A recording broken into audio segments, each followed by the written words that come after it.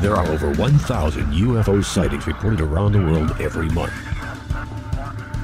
90% of these sightings can be explained, but 10% cannot. Officially and unofficially, the U.S. government has been investigating UFOs since 1947. Their top secret goal is to find out what's behind these unexplained sightings. The Pentagon classifies these as unusual airborne anomalies, but a better term is X-Files. Join us as Mack, Juan-Juan, and Commander Cobra explore these unsolved cases, UFO incidents that even baffle the U.S. military. This is Mack Maloney's Military X-Files. And now, here's Mack Maloney.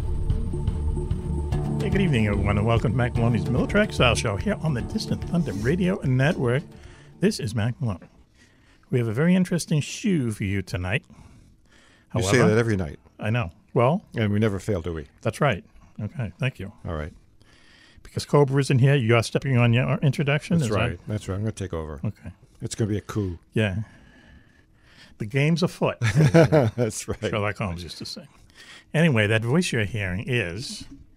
I was all excited, but if you step all over it, how excited can I be? I diminished my opening, but... 17 weeks in a row. Yeah. Right. 17? I know it. I love coming down here. Wow.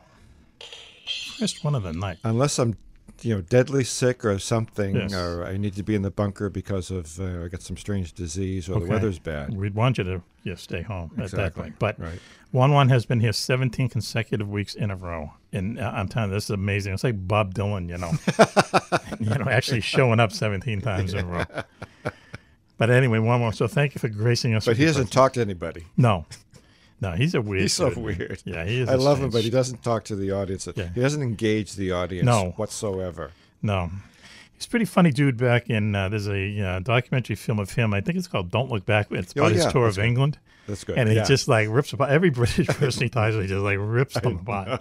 It's unbelievable. And he was funny. He really diminishes them big time. Yeah. It's not just a rip. It's he has a sense of humor to him, though. You know what I mean? And you can see he's just thinking so freaking quickly. And I don't think anybody got angry at his tirades, too. There's even one. Even the limos, they're driving. Right, yeah. There's one reporter who he just goes on and on with this guy, and this guy is like a square, you know what I mean? And he's trying to, find the meaning of Dylan's songs, and oh boy, I'm surprised they didn't, go to war with us again after that one. And then the other scene is when Donovan comes in, the singer Donovan, who was a big time star back then. Yep. He says, I want to play my new song, and it's like, when the flowers come out, and it has some kind of hooky folky thing. And Dylan says, let me, play my song. And it was like a Rolling Stone or something. And people are like, wow. Yeah. There's the upstairs, downstairs of that scene. That's when people started studying his lyrics and saying, where is he getting this stuff from? Yeah, yeah. And he said in one of the books I read that it just comes to him. Yeah, he said that. It's like he's channeling. In an interview. Yeah. He said in the early days, he says, I don't even know how I wrote them. I just sat down and the pen just moved, you know. But when you listen to some of those lyrics way back when, it's like, wow, it's really gives you a snapshot of what it was like in New York City, 63-ish, 64-ish, folky thing was there, but now the Beatles are happening. And he was a huge Woody Guthrie fan. Yeah. I mean, there's some songs that are covers of some of the old old standards. Bluegrass or folk standards, and it sounds like Bob Dylan is singing he just jumped off of a freight car. Yeah, right, yeah. I think that was the idea, Yeah, I know. Maybe that's where you get the hair, because it always looks like he's just jumped off a freight car. He was just riding the rails just maybe a little bit too long. Right, yeah. But, hey, an interesting guy, you know. Yeah. I mean, he never fails to interest you. I mean, I bet at all the communications schools or music schools, they've got courses on Bob Dylan. Up at Syracuse or something. Syracuse. I bet they have. They probably had it 30 years ago. I know they got a Beatles curriculum up there. Yeah. Oh, yeah. I knew people who went to Syracuse University. A lot of journalism people go there. It's like the my youngest daughter did. She went there for 2 years. Who, Cobras? No, my youngest daughter. Oh, did you? Oh, yeah, really? Yeah, Oh, really? Yeah. Oh, wow. Yeah, my youngest daughter. I was going to tell you what a freaking party school it is, but now I won't bring it up. I didn't know your daughter went there. What years did she go? She wasn't living on campus, though. What years? It seems like 15 years ago or so, maybe more. It's the groovy school. Yeah. You know that. I know. Yeah, it has to be groovy because she was studying psychology. Oh, wow. Yeah. That must have been fun. But the music schools, Oh, that's the communications school. I would have loved to have gone there myself. I worked with a lot of people at the big old conglomerate years ago, and they went to Syracuse University. Yeah. And because it gets more snow out there than any other major city in the country. It snows like. And they should pick her up between semesters. It's all crazy. The time. And you get that, it's lake effect snow, but it's also real snow, and it's really nuts. Yeah, it is real snow. But you go out there, there's tons of bars, there's tons of, stuff to do. It's, they built that huge carrier dome. Yep. I saw Bruce Springsteen in that thing. They had half of it cut off, and I still haven't been in anything that big in my life. There's 40,000 people there. It's incredible. One day that I went and picked her up, I said, Sarah, why didn't you tell me it's Elton John and Billy Joel? Oh, that's a good show at that place. I could have done that. We could have done that show, stayed over at one of the motels at Carrier Circle, and then gone home the next day. Yeah. It's an interesting place, but I know no one, everyone I know who went there said, "Man, it was great. It's the best 4 years of my life," because apparently there was a lot to do. Even though the city itself didn't really turn me on. No, you had to go to the school or be affiliated with the school in some way. So anyway, well, that's interesting. So did she go on to be a psychologist, your daughter? It's sort of more of a, I don't know, more. Is this the one who works for the State Department? The one who's spying on us? Yeah, she now works for. Actually, I don't know where she works. Oh, come on! I gotta keep it a secret. Oh, come on! Yeah. Hey, it's me you're talking to. You almost tripped me up there. I'm hurt. Anyway, thank you, Juan. I can tell you, she does work at D.C. But okay. Well, you were wearing a State Department jacket here the other day. You scared the hell out of me. I got that from my wife. She works she works at the Passport Center. Wow, you're ingrained there, baby. I'm surrounded, and then my oldest daughter, I can tell you this. She's studying at UNH for her master's degree in artificial intelligence. She got an intern gig at the Department of the Navy. Really? Yeah. Boy. When the knock comes in the night for me, I will know who sent them. The Juan-Juan family, the entire family, apparently. And every time they get vetted, I think they start checking me out too. I mean, I don't always know about it. Yes. I was on the vetting thing for Agent X. They twice. Okay. They came to my house at 8:00 in the morning one morning and asked me everything about him. Everything. They didn't come with an armored vehicle or anything. No. I've done it twice, and it's a real, he'll kill me for saying this, but it's a real stressful time, man. It's like crazy, because they do a complete security check on you once every 5 years. It's like the top one. And I was in a restaurant with him once, and he's like looking over his shoulder. He says, no, they'll just have actors come in and play like a family and try to overhear your conversations and stuff like that. So I don't know. See if loose lips sink ships. Yeah. And I did tell the person one thing I shouldn't have. And which I won't mention on the air. But months later, he says, I want to let you know I did pass, and thanks for mentioning the blank. Sorry. Anyway, very inside. So, Juan-Juan, very interesting. Your family is, working. Plugged in. Yeah, plugged in is right. One of these days in the middle of the night, I'm going to be whisked away, blindfolded. Well, better you than me. Then I'll hear chopper noises. Yeah, right. I'll still be blindfolded. Yeah. And what do they do? Fly you out over the ocean, push you out? Who knows what could happen? Yeah, you never know. Be Especially while doing this gig. Yeah. Anyway, wow, very interesting. So tonight's show, Juan-Juan, we are going to have prizes and surprises. Yes, you're right. A person I've known for a long time. His name is Chris Ahr. He works for the Navy Investigative You've known Service. him for a long time? Yeah. Yep.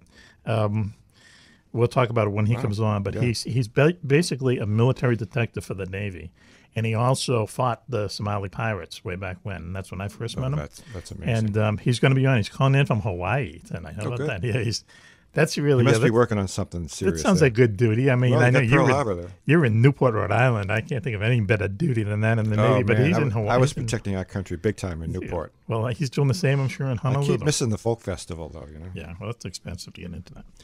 Anyway, so he's going to be joining us, and then later on we're going to talk to Jim Harold, who is an expert in, talk about A Week Too Late, black-eyed children.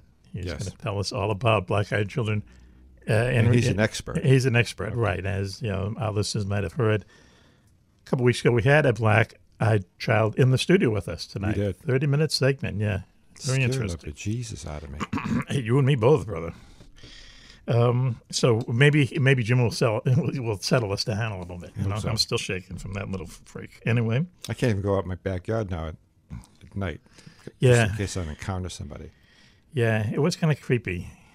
It was creepy for a number of reasons, frankly.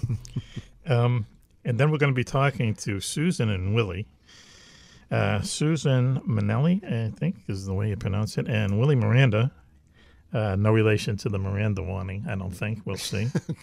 And they're running a UFO conference in a little while, and they're going to tell us about it. So, and also Rob Beckhusen will be joining us. Switches off tonight because he's preparing for his big speech down at the Mothman Festival in September. And he realized, we told him last time, you better get on it now, man. The time is going to just, fly when you're doing something. He has to talk for 45 minutes. That's a long speech. But once he gets rolling, I think that it'll be like snap your finger. And if you have a slideshow, which he's doing a PowerPoint, sometimes you can fill in, but still, 45. That's a long time. With a laser pointer, right? 45 minutes is a long time to tap dance. You know what I mean? So, anyway, so he's not on tonight, but Rob Beckhusen will be, and we're looking forward to hearing from the Cobra at any minute. So why don't we do this? Why don't we take our first commercial break now? And we'll be back with Chris Ahr of the Naval Investigative Service, the Real Life Pirate Hunter. You're listening to Mack Maloney's Military X-Files show here on the Distant Thunder Radio Network. We'll be right back after this. Over the years, Air Force Major Hawk Hunter and his band of patriotic fighter pilots have fought tirelessly to reunite a fractured America, devastated by a Russian sneak attack. Now, returning from a mysterious space odyssey, Hunter finds a huge Russian army occupying New York City, ready to invade the rest of America. Buzzing through the city's skyscraper canyons in a tiny top-secret ghost plane and seeing the invaders' massive weaponry for himself, Hawk realizes he's up against the greatest danger his homeland has ever faced.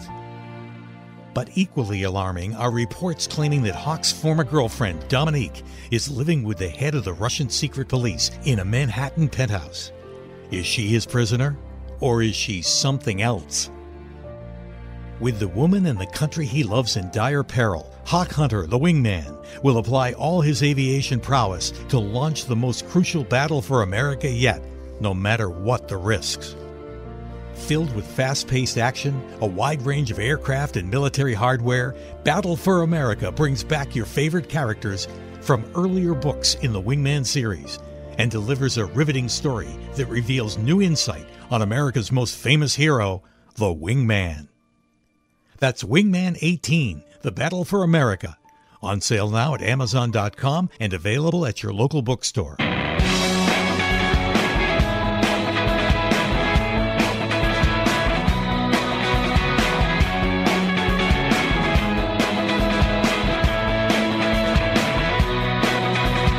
I'm Sean Connery, and you're listening to the Mack Maloney Military X-Files show on Distant Thunder Radio Network. Welcome back, everyone, to Mack Maloney's Military X-Files show here on the Distant Thunder Radio Network. This is Mack Maloney. In the studio, Juan-Juan, 17 weeks in a row. Yes, sir. Glad to be here. Is here. 17 weeks. The same number of wins the Patriots are predicted to get. 19-0. On their way to the But we next can't Super talk Bowl. about it. No, I know.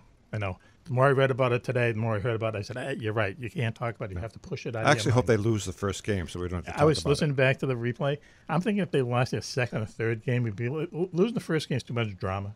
But if you lose like the third game to Kansas City or something, no one's going to care. Yeah, and then you go on and win the rest, and then you go to the Super Bowl. That's the plan. That's right. Anyway, Juan-Juan, thank you for gracing us with your presence once again. You're welcome. 17 weeks in a row. Grace is good. Grace is good. Also on the line in a undisclosed location, the very famous Coco, Commander Cobra, is here. Good evening, gentlemen. Okay. Are you north or south? Can you tell us that much? No, I cannot. Okay. You can't even tell us which hemisphere you're in. Wow. Unbelievable. Tonight, no, I cannot tell you what hemisphere I'm in. Okay. We could tell you what hemispheres we're in, but we'd probably get arrested or something. I just had a question from the audience for you, Commander, a very technical question. When a plane is taking off, or they put the brakes on a plane, right? Huge jets have brakes. Yep. But they have these powerful engines. How powerful can the brakes be on even a small airplane? Yeah, that I've never got that. If they're powerful enough to take off, how can your brakes hold on the back? Fighter jets. The brakes will not generally hold a very powerful aircraft at full power, full military power afterburner. It's not uncommon in all airplanes, even helicopters. You put the brakes on, run the power up to get the maximum pressure against the brakes, and then you release it, kind of pop it. And you see that with jets do it in air shows. You see that they kind of do this. You know, you hear the engine spool up, and then you off, and they. It's almost like a wheel stand. Yeah. Right. Yeah, it's like a max performance takeoff. That's a technique to get as maximum amount of thrust so you don't burn up any runway on the acceleration. You're going from max acceleration from that. So the brakes are designed to hold the aircraft at full power, not afterburner. Right. Now, the other thing, you got to be very careful with the brakes can lock up, and then they'll blow. Then tires will blow. Okay, good. All right, we're taking this all down. This is good. Good to know the next time we take off. Thank you, Amanda. On the phone with us also is a friend of mine who this is the first time we spoke. We've known each other for, it seems like forever, but at least 8-9 years. Chris Ahr. He is an investigator for the Navy, the Naval Investigative Service, basically a military detective for the Navy. Is that right, Chris? Is that a good description?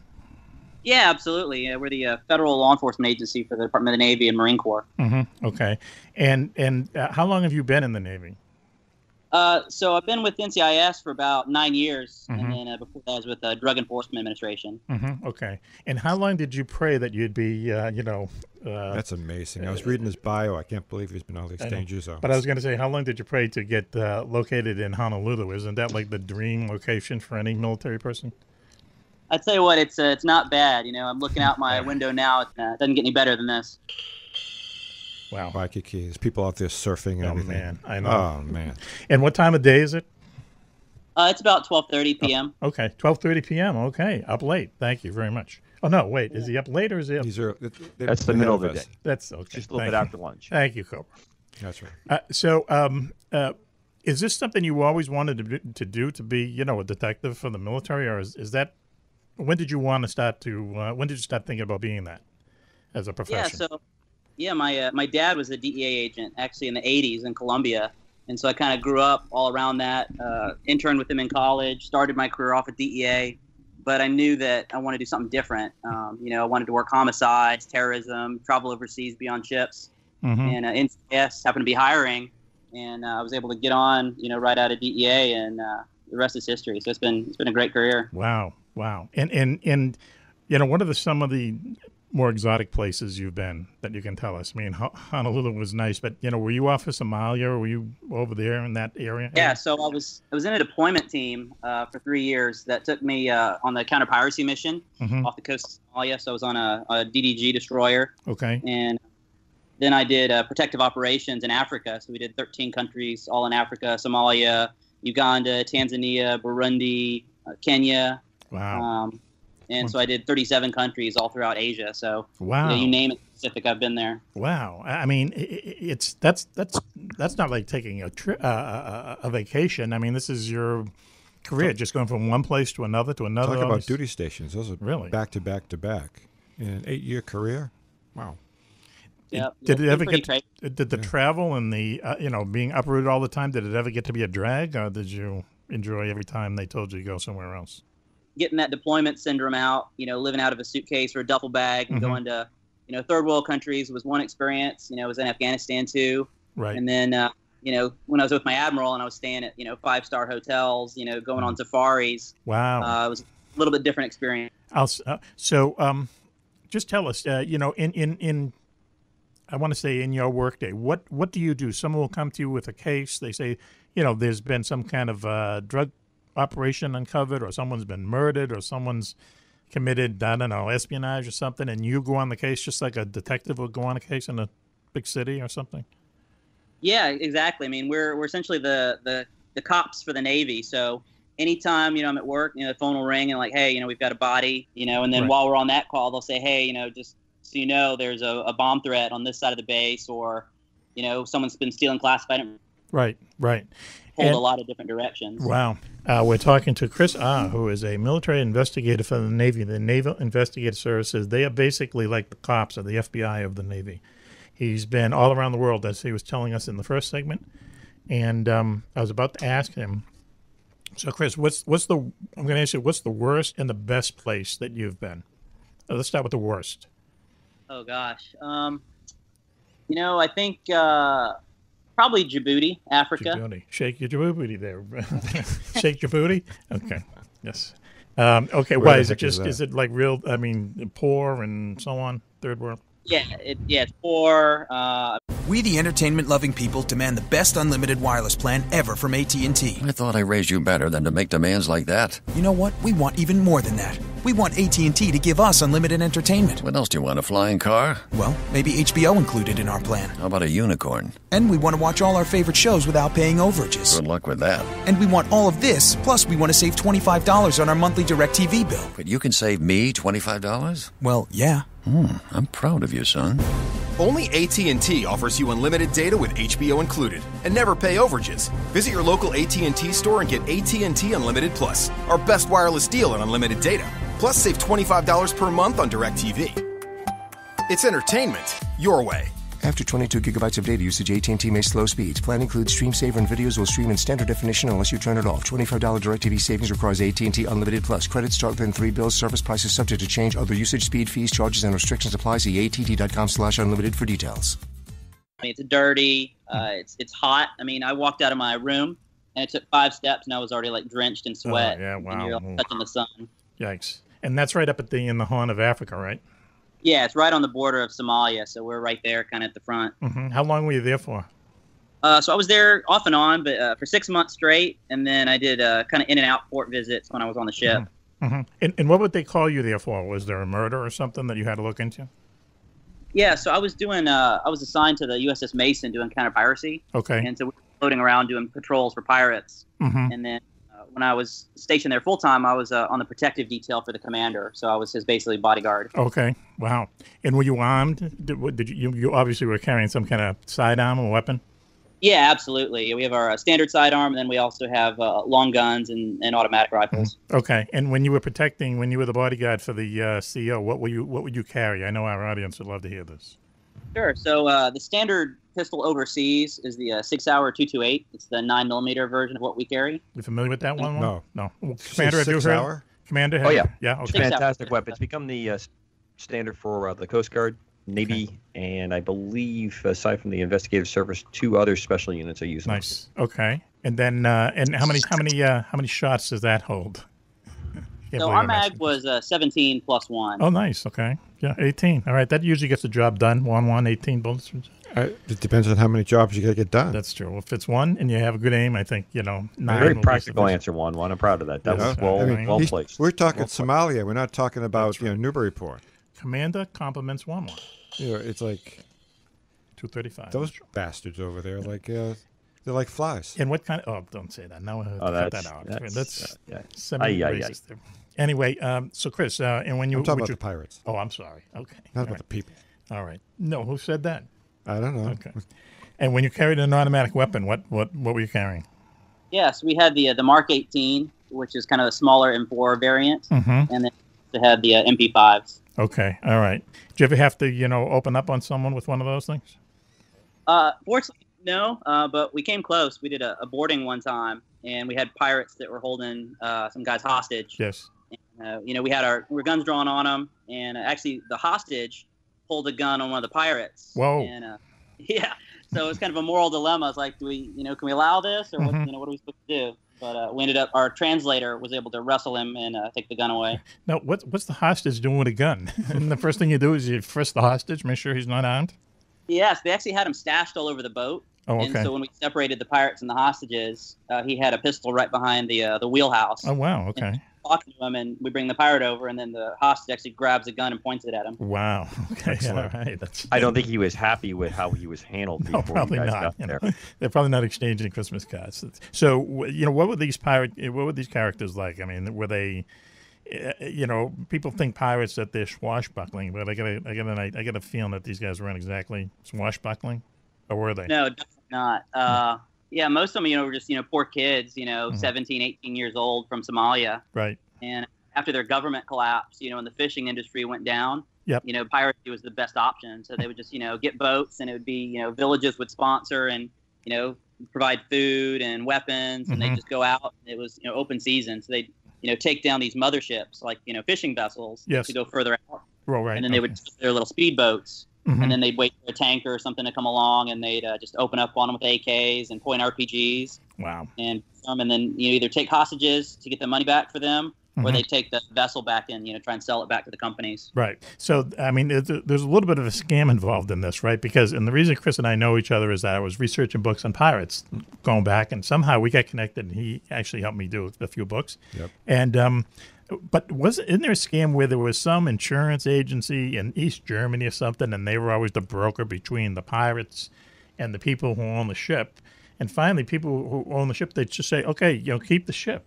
Keep the ship. We have 500 of these things. We write it off as insurance. Good luck. It's a little leaky. Fix that, and you'll be all set. And isn't that kind of what, when they took the money, the real money motive away, isn't that what kind of dried it up over there, the pirates? Absolutely. Yeah, there was always a magic number, the insurance companies had, and so they knew that if they asked within that amount, they were going to get it. And so one of the first cases I worked was actually on my way out to the boat was the sailing yacht Quest, where special operations guys responded, and we got 13 pirates, and they all got multiple life sentences in addition to the broker. Wow. Okay. So is what country were they sentenced to life in? Not Somalia, were they? It was here in the U.S. Yeah, oh, I see. Okay. Wow. It was a U.S. flag vessel, and so we actually extradited the pirates back here and convicted them in district court in Virginia. Talk about culture shock. They brought these guys to New York. You think there'd be enough punishment? Enough? But so where were they? Like in Leavenworth or something? These guys? I don't know where they actually ended up putting them in federal confinement, but it's a federal facility, so it's still better than anything they had in Somalia. Okay, all right. They're playing tennis. They're playing golf. They're having workshops and stuff. Color TV. There's a facility in Portsmouth that needs some occupation. Okay, there you go. What do you mean by that? It needs to be put to good use. Oh, at the Portsmouth Navy Yard? Yeah. Yeah. Okay. All right. So you're actually. Why can't it be rehabbed for them? Okay. So you're advocating bringing pirates to Portsmouth, New Hampshire? Yeah, okay. It'd be a great draw. Okay. I think you're right. They could open up a restaurant. It would be a fish restaurant. Maybe Johnny Depp will show up inadvertently. And they're already in prison. They go, man, we've made it. We want to stay here. As Chris said, they're getting 3 squares and exercise and a lot of social beautiful activity. View. And who's paying for that? I wonder. I think the Somali government. I doubt it. I doubt it. They don't have any money. That's true. So has the pirate activity, off of Somalia, Chris? Is it lessened by 50%, 20%, 80%? It's definitely significantly decreased. I think with the government going back in and just kind of been tangentially following it, it's somewhat stabilized. The U.S. forces out there, kind of they've learned our tactics, and it's definitely decreased. I think Southeast Asia is kind of where it's starting to pick up a little bit more now, rather than the Somali basin. That's what I found out was when I was given this assignment was the pirates were kind of happening at the time off of Somalia, but really a lot of pirate activity takes place between. There's a strait that goes between I think Indonesia and Sumatra. Do I have that right? You know where I'm talking about, Chris? That the strait where everyone. Around there, kind of the Philippines, Malaysia type area. And it's a way to Japan, basically. It's a way to Asia, okay? Yeah. And if you bottle up that waterway, it's in big trouble, okay? The prices of everything goes through the roof. Yeah. So they want to keep it open. And there's a lot of pirate activity in those. There's like thousands of islands in this part of Indonesia, and I mean thousands of them. And they're strange because there are houses built on them, that the houses are on stilts, and basically people have these huge houses just off a pier or something. It's a very kind of odd place. Lots of nightclubs and stuff, even though it's a Muslim country. Lots of kind of shenanigans going on, and there's a lot of drugs and stuff moving through there. Never even heard of this place. You know what I mean? It's just one of these things that's been happening for years. Sounds lovely. I think there's a Viking cruise that goes there. They would take a ship, kill everyone. I mean, they're different from the Somali pilots, and correct me, Chris, if I'm wrong. They would just throw the crew overboard, take over the ship, repaint it, use it for a while, sell it. I mean, they were kind of industrious, those guys. So that stuff is picking up over there in that part of the world. Yeah, I mean, it's never going to be a lack of business, especially as much maritime traffic as there is, and how profitable it is. Right. What you just outlined there, Mac, has been going on since we've been under sail. Yeah, I'm sure. Stealing the vessels, repurposing, retargeting. In fact, when I would sail through there, one of the collateral duties as an intel guy was to take pictures as we sailed in and out of the ports. Because a lot of times, while they were waiting to get refit, they would use the paperwork for a vessel that was in the Pacific. For something in the South Atlantic. or the Indian Ocean. Right. Yeah, sure. Yep. So those would go out. Now, of course, it's much faster because you do digital pictures and you can practically put it in. Mm-hmm. And they would cross-check it like checking license plates, and you'd find out, this vessel's reported to be going into South Africa right now. Right, yeah, yep. And it what seems could like be wrong with that? It seems like it's one of those things that you would think that someone has a handle on it, where every ship in the world is at any given point, but they really don't, And like sea traffic control, but there isn't one. Right, yeah. Nowhere even close to it. There's a lot of ones. May I add, we still don't know where a major airliner disappeared. Yeah, there you go. Yeah. Okay, so let's not start tossing around how it should be. That's true. Let's talk about how it is. So, Chris, then tell us, please. So we're talking to Chris Ahr, who is a military investigator for the Navy. What's the best place you've been, you've been assigned to? Yeah, I tell you, I always enjoyed going to Australia and New Zealand. Okay. You can't beat that. Hardship tours there. Absolutely. Hardship tours. So why? Because they're a lot like us, that type of thing? They're super friendly. I mean, they love Americans. And then obviously the ratio of males to females. Yes. What is that ratio? Yes. It's like 5 to 1 or something, right? There's definitely more of them than us. So it was always a good time. Wow. And, I got to say this, and I know this is, we'll get letters and stuff. Pound for pound, I think Australian girls are the most beautiful girls in the world. Have you ever seen one that isn't? Think about it for a second. In the acting field, I haven't. Right. They're always just, yeah.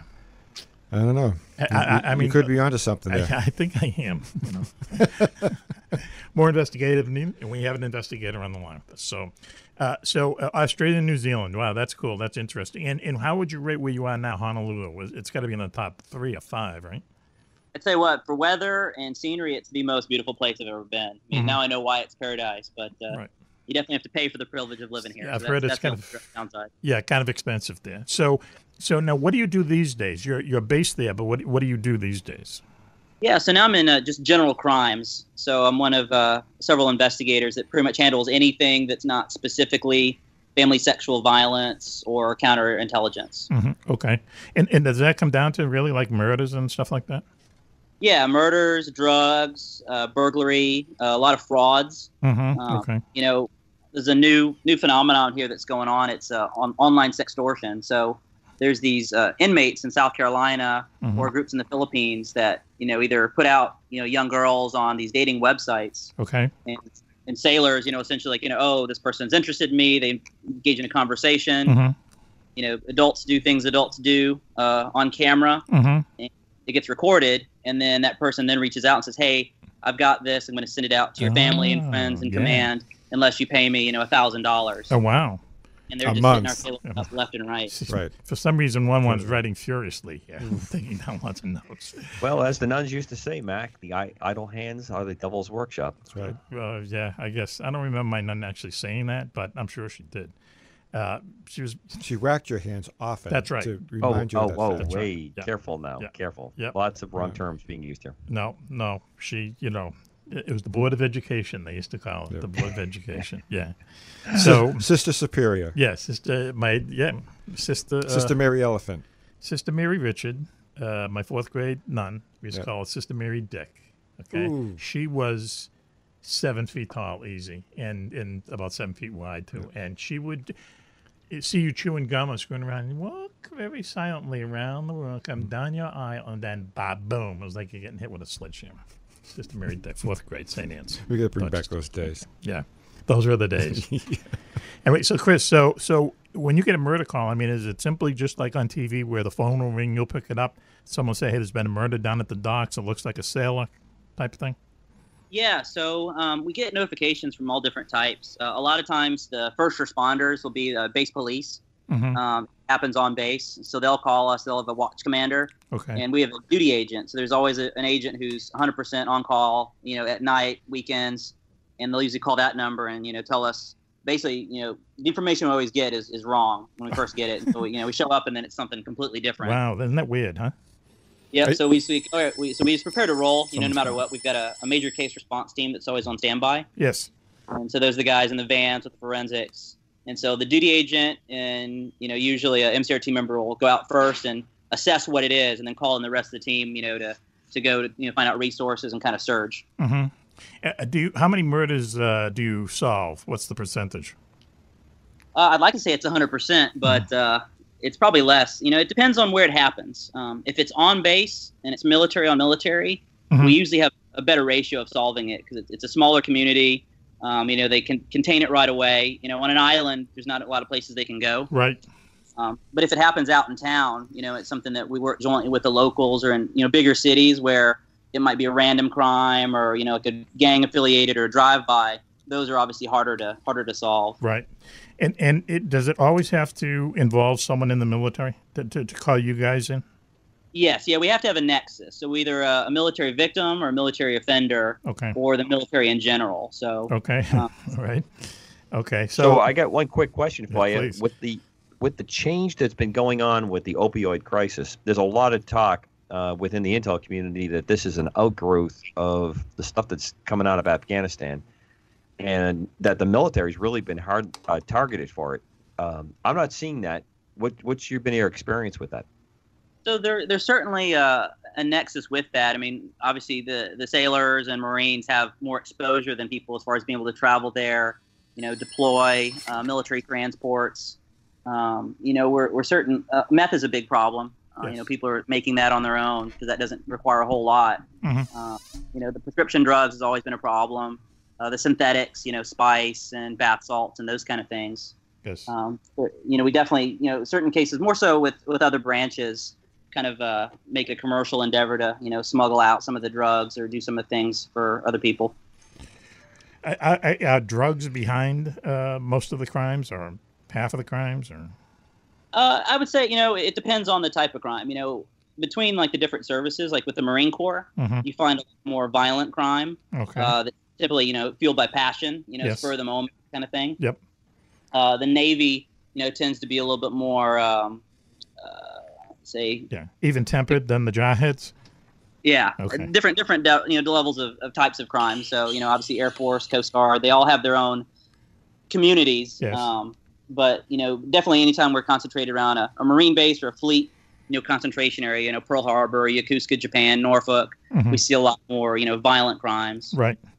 Does it ever get you down? You know what I mean? Ever get you depressed? It does. It especially when you're working, certain types of crimes, like crimes against children, innocence. That's what really, you feel for it because you talk to the families, you talk to the survivors. And, they have to, for us, it's another case. I've got a stack on my desk and I move on the next day, but, they have to live with it. Yeah. And when you form a relationship with, parents of someone whose, child has been killed, then it's really hard because, they call you, for everything, for updates. And, but it makes it worthwhile by the, flip side, because you can resolve it and get them justice and kind of give them peace. And you're a part of that. Right. Right. And do you get justice as much as you hope you can, if you know what I mean? Because I know getting justice is kind of hard these days as well, and getting someone arrested and stuff, that's one thing. Too many courts of appeal. Yeah, and that, and the lawyers. I mean, what's the standing of justice these days? Is it good, bad? Yeah, it's different. I started off with Department of Justice, DEA, and we work with the U.S. Attorney's Office and states and local. And then when it came to NCIS, we've got the UCMJ. So we've got the Uniform Code of Military Justice, like the military justice system, which is completely different. We've got commanding officers who now essentially decide what happens. So you can have a sentence, and then it's up to the CO to decide, whether to go forward or not, and whether to convene a court martial at all. Wow. And so that was the biggest thing getting used to. Right. I mean, can they be swayed by a bottle of Jack Daniels or something, or are they above all that? Well, I think especially now with the media and congressional inquiries, it can mean the end of their career. So the tendency to be more conservative and risk averse is certainly prevalent. Right. I would say it's just the opposite nowadays, Mac. No one is taking the chance of any. There is no leniency. Really? Okay. Oh yeah, I could see that. Yep. Absolutely not. The swinging that way. Not today's military. Chris, with the guys that you ever investigate someone in the Coast Guard, or do they have a certain pattern of behavior, of criminality? Just don't bring up my file, okay? Okay, all right. That was what we agreed to. Don't be so sensitive there, Coco. Yeah, we actually Coast Guard has their own investigative service. Okay. But they actually go to the NCIS training academy. Okay. And a lot of NCIS agents will be reserve Coast Guard, so they'll get the military time and they essentially just sit at their desks and work Coast Guard cases when they're activated. Mm-hmm. Do Coast Guard members themselves, do they display some a particular kind of, as I said before, criminality? Do they do weird crimes? Or they? I'd say it's similar to the Navy, but they tend to be more law enforcement focused, in their mission. They're doing similar with us, with Homeland Security and drug interdictions. Right. So I think they tend to be a little bit more mature, and obviously there's always outliers in their situations, but overall I say that we don't have a whole lot of issues with them. Right. Keep sticking your hand between the bars, Mac. Let's see how long this can keep. I think this is God's way of telling me, move on. Anyway, so how long are you going to do this, Chris? Well, I hope to make it a career. Okay. And how long have you been doing NCIS now these days? 8 years? So it's going on, 9 years for NCIS, and then I did 3 with DEA, and then I can go until I'm 57, or I can get out as soon as I'm 50. So I've got how old are you now? to go. How old are you now? Just around 35. 35? Yep. Oh. We, the entertainment-loving people, demand the best unlimited wireless plan ever from AT&T. I thought I raised you better than to make demands like that. You know what? We want even more than that. We want AT&T to give us unlimited entertainment. What else do you want, a flying car? Well, maybe HBO included in our plan. How about a unicorn? And we want to watch all our favorite shows without paying overages. Good luck with that. And we want all of this, plus we want to save $25 on our monthly DirecTV bill. But you can save me $25? Well, yeah. I'm proud of you, son. Only AT&T offers you unlimited data with HBO included and never pay overages. Visit your local AT&T store and get AT&T Unlimited Plus, our best wireless deal on unlimited data. Plus, save $25 per month on DirecTV. It's entertainment your way. After 22 gigabytes of data usage, AT&T may slow speeds. Plan includes stream saver and videos will stream in standard definition unless you turn it off. $25 DirecTV savings requires AT&T Unlimited Plus. Credits start within 3 bills. Service prices subject to change. Other usage, speed, fees, charges, and restrictions apply. See att.com/unlimited for details. You get a lot of fun ahead of you there, Joe. He's got a whole career. Yeah. Oh man, that sounds good. And does the show, is there a NCIS? Are you an advisor on the show? I want to know that about would that. Be huge bucks. Yeah. The shows depict your services accurately. No, I'm a super fan of the show. Really? There's a lot of agents who don't like it, but it's been great for us. Mm-hmm. Is it accurate as far as the depiction of what you do? It's certainly a Hollywood, aspect of it. They glamorize it. They condense everything obviously to an hour, and they solve everything. Mm-hmm. But the writers work real well with us, and they'll take real cases there you go. Our office in San Diego, Pendleton, and kind of base episodes on that. In your office, are there 2.5 hot chicks in the office? Because that's the ratio. Here's one of them. Here's one of them calling now. Aggravating. The long arm of the law has caught up and now has called the show in. Oh, there we go. Okay. Anyway, hey Chris, thanks for joining us, man. This has been great. We could go on forever, and maybe we'll do Chris, that again. That call told Mac to wrap it up. That's not when he got to the hot chick segment. Just no. If you're imagining that again. And there's blue lights on a camouflage vehicle out there too. Yeah. Oh, really? No problem there. It's funny. I swear to God, some girl in the Coast Guard just walked by the window. Go look at her. Let me see. Quick. Here you go. 1-1. Here he goes. Way over. Look to your left. Way over. Oh yes. Yeah. See? Right. She's got a blue outfit on. That's called cap. She had the little uniform. Pants. Yeah, she's got a uniform on. Freud would have called, not Freud, synchronicity. That's right. And tattoos on both arms. Wow. Yeah. Okay. Forgot to tough. mention Might that. be into that. Chris, thanks very much. Yeah, it's called a uniform Cobra. I know it, but it's like, Yeah. It's all blue. Okay. You guys marching out in the driveway the other day with golf clubs, right? We didn't get calls about that. Chris, thank you very much for joining us. Yeah, my pleasure. Thank you. It went by real quick. We got to do it again soon, okay? I mean, we should absolutely. go for another segment easy. Thanks for your help Chris, way back then, way back when with the Pirate Hunters, and I appreciate that too as well. Chris, when you get a chance, have a brew for me down at Duke's. I sure will. Dukes. Thanks, bud. Okay, Chris Ahr from the real NCIS, Navy Investigator Service. He just happens to be, what do you call it when you go somewhere? You're ordered to stay, that's you're boarded or you're, in Navy terms are. Well, it's your duty station. And then there's, like me, temporary additional duty, which TAD, was your bedroom. where you get paid more when they sent me to Charlestown. Yeah. Your old bedroom. And I'm from around here. House. Right. I took the train home every day. There you go. Okay. Well, hey, at least you're not up in Thule, Greenland. Someone told me once that's where all the kind of screw-ups go. Did you ever go there?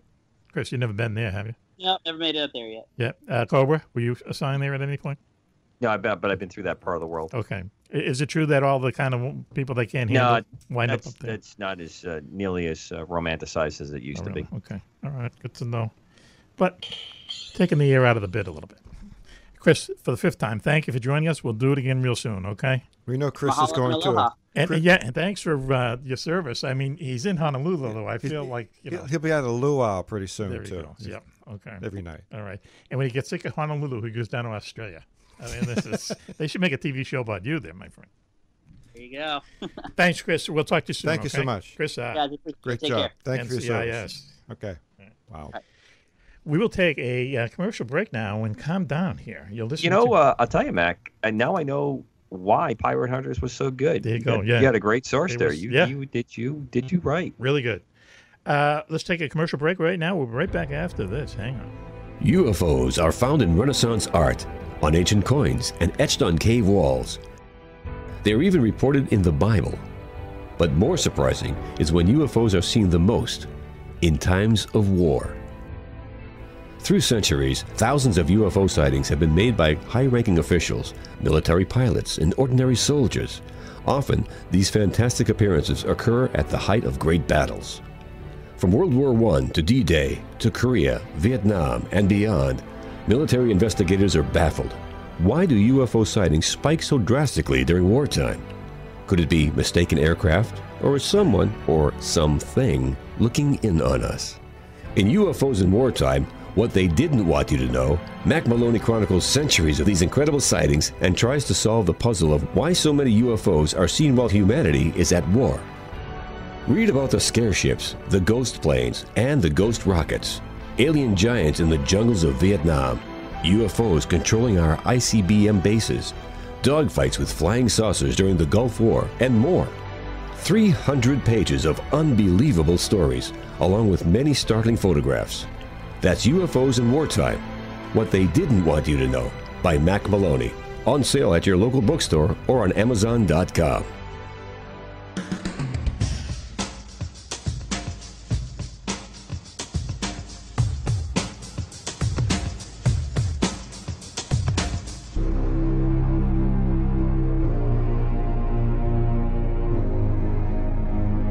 I'm Liam Neeson. You're listening to the Mack Maloney Military X-Files Show on Distant Thunder Radio Network. If you don't listen to him, I have a particular set of skills, and I will find you. Hey, welcome back, everyone, to Mack Maloney's Military X-Files Show here on the Distant Thunder Radio Network. This is Mack Maloney. Okay, Juan-Juan? Yes. Wait a minute. Wait. Okay. That's not very endearing. Do it the way you normally do it. I got a complaint, and and now I have to change my ways, apparently. No, I'm sorry. I'm waving a flag here, and it says BS on it. Okay. Do it the way you do it. And this time, you know what, listeners? We're going to do it Mack Maloney, and we're going to have Mac do it the other way. Write us at the website and let us know which one you want. Okay. All right. And I don't want Juan-Juan to do it. You're going to wrangle this first, Commander? All the emails that are going to... I will yield to the great Commander Cobra on this one. In this timeless segment, Juan-Juan is here, and the Commander Cobra is here. That's right. And fortunately, we're not in the same building because we'd be at fisticuffs. We're not even in possibly the same hemisphere. Good for you. Right. Okay. He always acts up around this time of the show when I'm not around. Wow, acts up. Maybe it's because I'm getting hungry or something. Maybe it's hunger. It is hunger. But we're doing a special report because this just in from our correspondent down there in Dallas. So War is Boring, warisboring.com, the best military writing on the internet. Rob Beckhusen. How you doing there tonight, Rob? I'm pretty good. Okay. You're telling us off this. Pretty good? Pretty good. Down in Dallas, that's all you can hope for. It's pretty it's hot. It's okay. Just make sure you hope a tornado doesn't come because, as we know, someone hacked the tornado sirens down in Dallas. So, anyway, that's such a good story. I love it. It really happened. I know that's the scary thing about it. And we thought we were under like a nuclear attack because all 200 of them went off at midnight, and it was clear. It had clear skies too. So we're like, okay, there's not a tornado. Okay. Hackers, yes. Yeah. Okay. Not nukes, fortunately. Right. This time. You know what I mean? Anyway. Yeah. So you told us off air that you're writing a story. It's kind of not humorous, but just interesting in the way the world these days. Tell us about this shipment of arms you've heard about. Oh, yeah. So, recently came across this arms shipment where it's been rumored for years, but the Ukrainian government made it official because they're reporting it to the United Nations, arms, register of conventional arms, which tracks arms shipments, where they were shipping about 25 T-64 tanks to the Democratic Republic of Congo, which is an interesting little kind of blip that came up. So I mentioned it offhand, and you sound interested in it. I mean, the African weapon shipments are, often neglected, or they don't get a lot of attention. Okay. But you also get a lot of, interesting weapons circulated in these countries and in these conflicts. And as we know, the DRC is, it's the largest country in Africa, and it's been involved in, numerous, ongoing armed conflicts dating back many years. What can a tank do in the jungle? Well, I mean, not all of the DRC is jungle, but there are. I mean, they have used them in conflicts. Rob, are they still the status symbol that they have been in the past for tanks? Do they still provide that psychological edge? I think so. I mean, if you're taking over a village or a town or something, if a bunch of tanks roll in, you tend to behave yourself. Yeah, well, the other part of it is they don't have a lot of counter tank capability. Mm-hmm. So if you have a larger, newer tank, the RPG and other things out there, reactive armor, the things that are out there, are not going to do that, and they don't generally have good air support that's going to allow that. So with not a lot of buy-in, you have a small number of functioning tanks. You can control a large part of roadways and terrain. Right.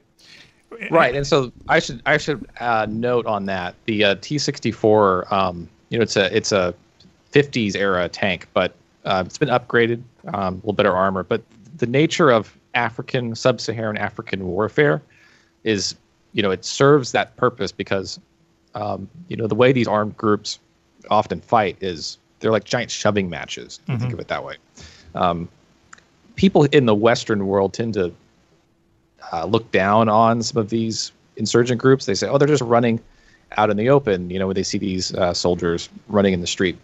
Often is that the idea is everybody just kind of throws lead in the general direction of the enemy until the other side is pushed back, and then you push forward, and it kind of gets pushed forward and back in these, like I said, a big shoving match. Right. And tanks can serve that purpose. And don't underestimate it either. I mean, there have been, Western forces that have gone into Africa and faced enemies that fight in this style, and if it's underestimated it. Right. Somalia is an example. Right. Sure. And there've been other cases where,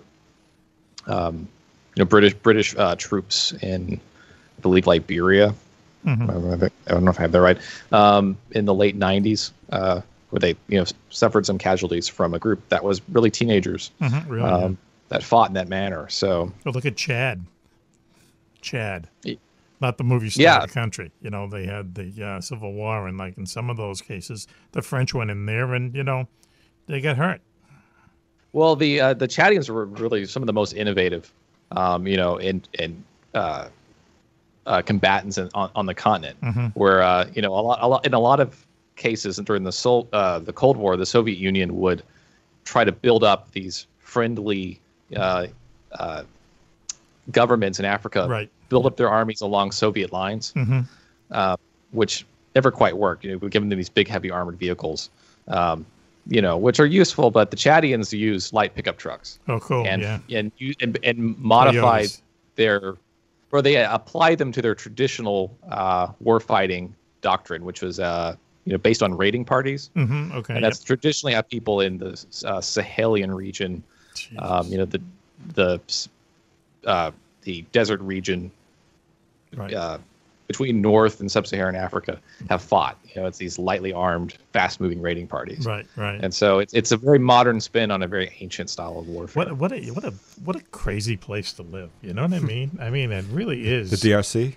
Well, no, just like all of Africa, frankly. I mean, it's just and it seems like the same problems as you're saying. That the Congo is just like constantly in these like little wars. Always turmoil. You know, they never end. They never end. You know, and people I know who have gone to Nigeria, which a lot of people say is actually, you know, the most. I don't want to use the word civilized, but the most un-African of countries. Supposedly, you drive along these bodies, you know, alongside the road and stuff. And I mean, I can't imagine anyone going there. And our friend Chris Ahr, he named off like 14 countries that he was in Africa. Some people like it, you know. Have you ever been there, Rob? Have you ever been anywhere close to it? No, I've never been to Africa. David Axe, who's my editor at War is Boring, has been there several times. Cobra, have you been there? He's been. Yes, Egypt, Morocco. Yes. Some interesting activities on both ends of that part of the continent. Okay. But classical Africa, the sub-Saharan portion of it, not much. Got close, almost went to South Africa, but didn't get to make that trip. We've published some reporting from there. I mean, we've done the DRC, Somalia, Chad. Dave, he was kidnapped in Chad. Oh, cool. By some retreating government child soldiers. Really? Yeah. Yeah, and a couple of years ago. Did they ask you guys for a ransom, and you said no? No. Eventually, he was kidnapped and held briefly, and then the soldier demanded his clothes because he was deserting from the army. Oh, and then wanted the clothes, wanted the threads, baby.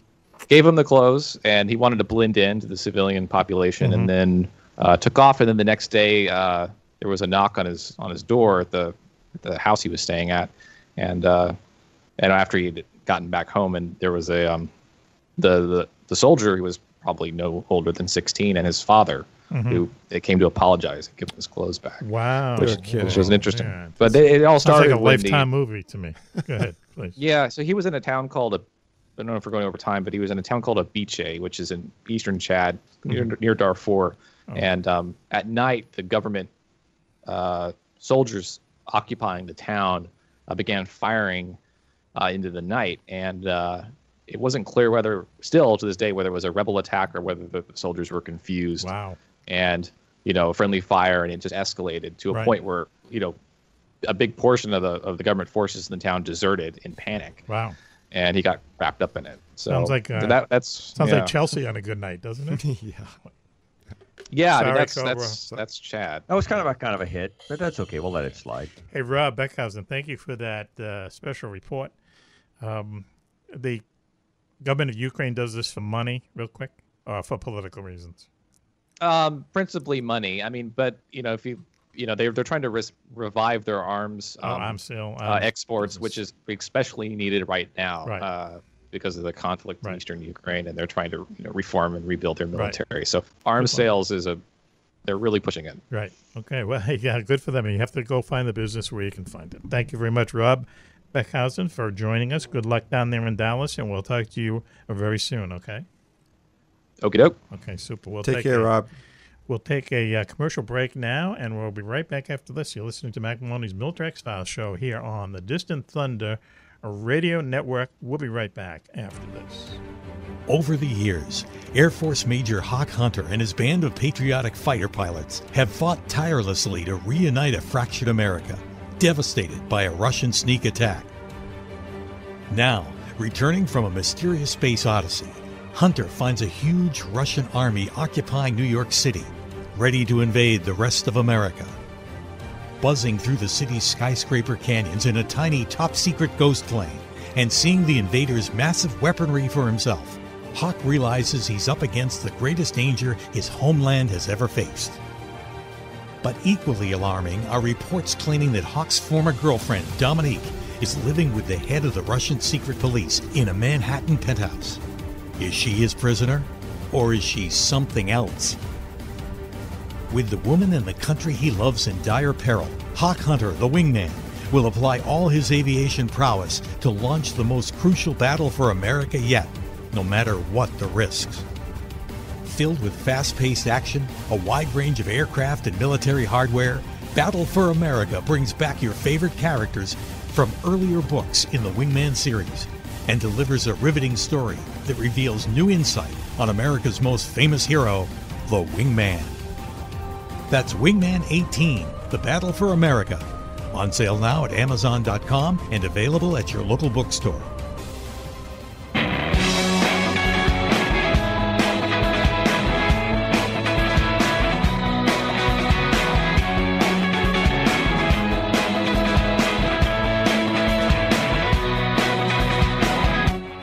I'm Jack Nicholson, and you're listening to the Mack Maloney Military X-Files Show on Distant Thunder Radio Network. Back, everyone, to Mack Maloney's Military X-Files Show here on the Distant Thunder Radio Network. This is Mack Maloney. In the studio with us tonight, 17 weeks in a row, the very famous Juan-Juan is here. Yes, sir, and loving every minute of it. In person. You know. No Patriots gear. Nope. But he's in person. You're stirring it up. Give it a rest. He's everywhere, you know. He's in Sports Illustrated now.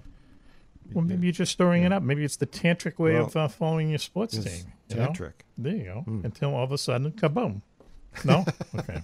I'm giving you ideas, Juan-Juan, if you don't want to think of I just have to chill out. Cool it, yeah. Patriots will be on my agenda in a couple of weeks. Yeah. Now, this is from a guy who wore Tom Brady pajamas in here. Yeah.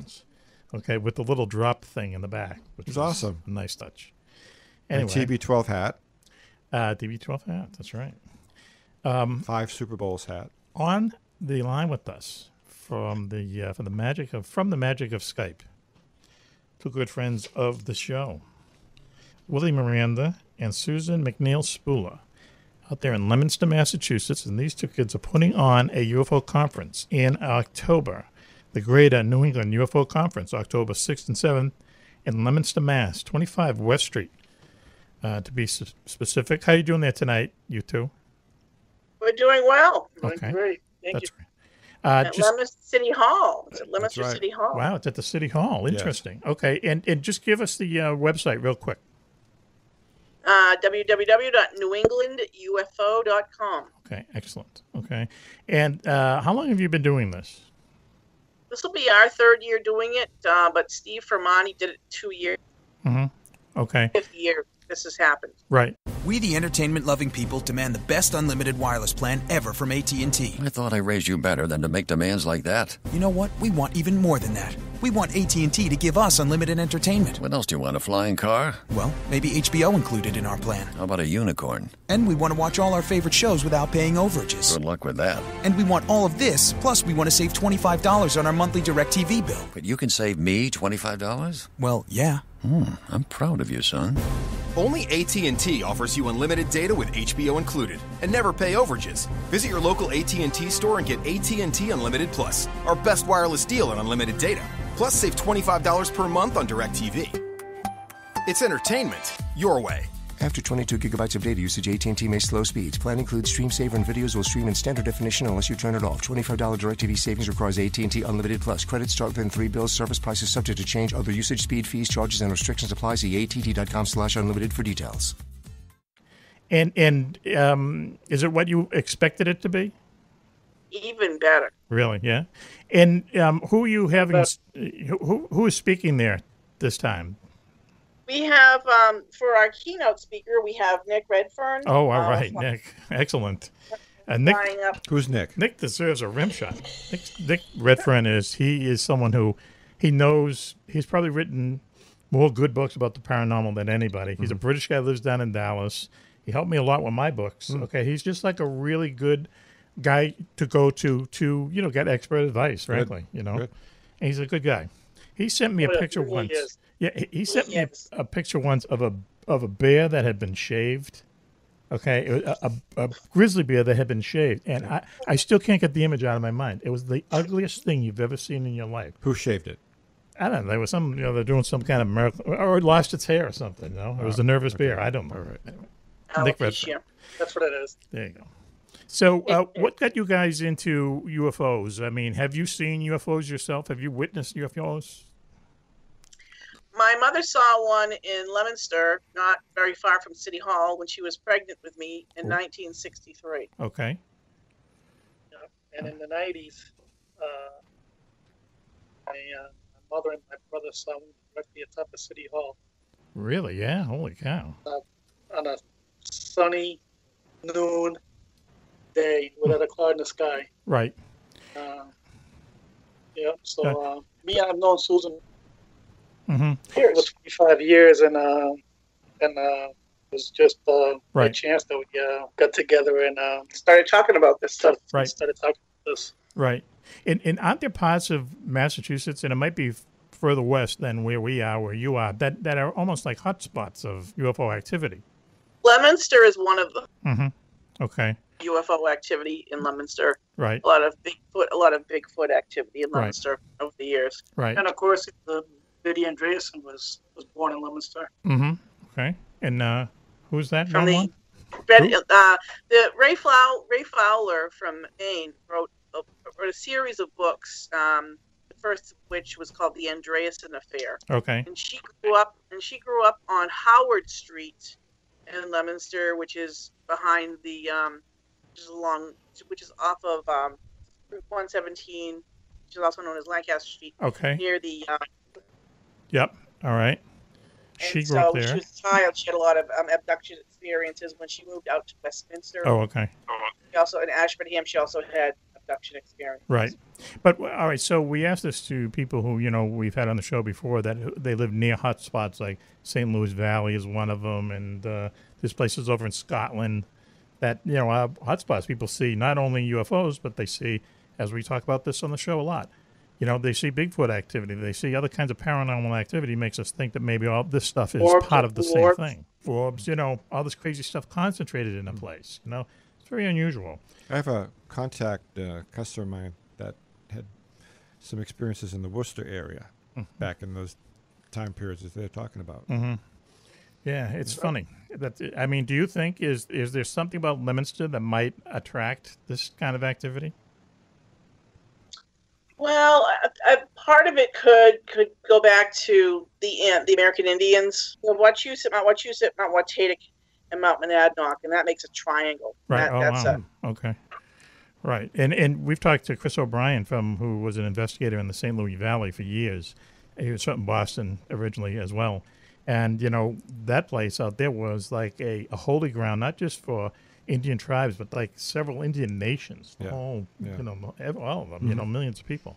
And now all this strange stuff happens there. And strange stuff happens up in the American Northwest, too, with Bigfoot, being connected to the Indian tribes up there. It's weird. There's got to be some dotted line to them or something. Yeah. Oh, yeah, we got the Bridgewater Triangle, Bridgewater Triangle? Yep.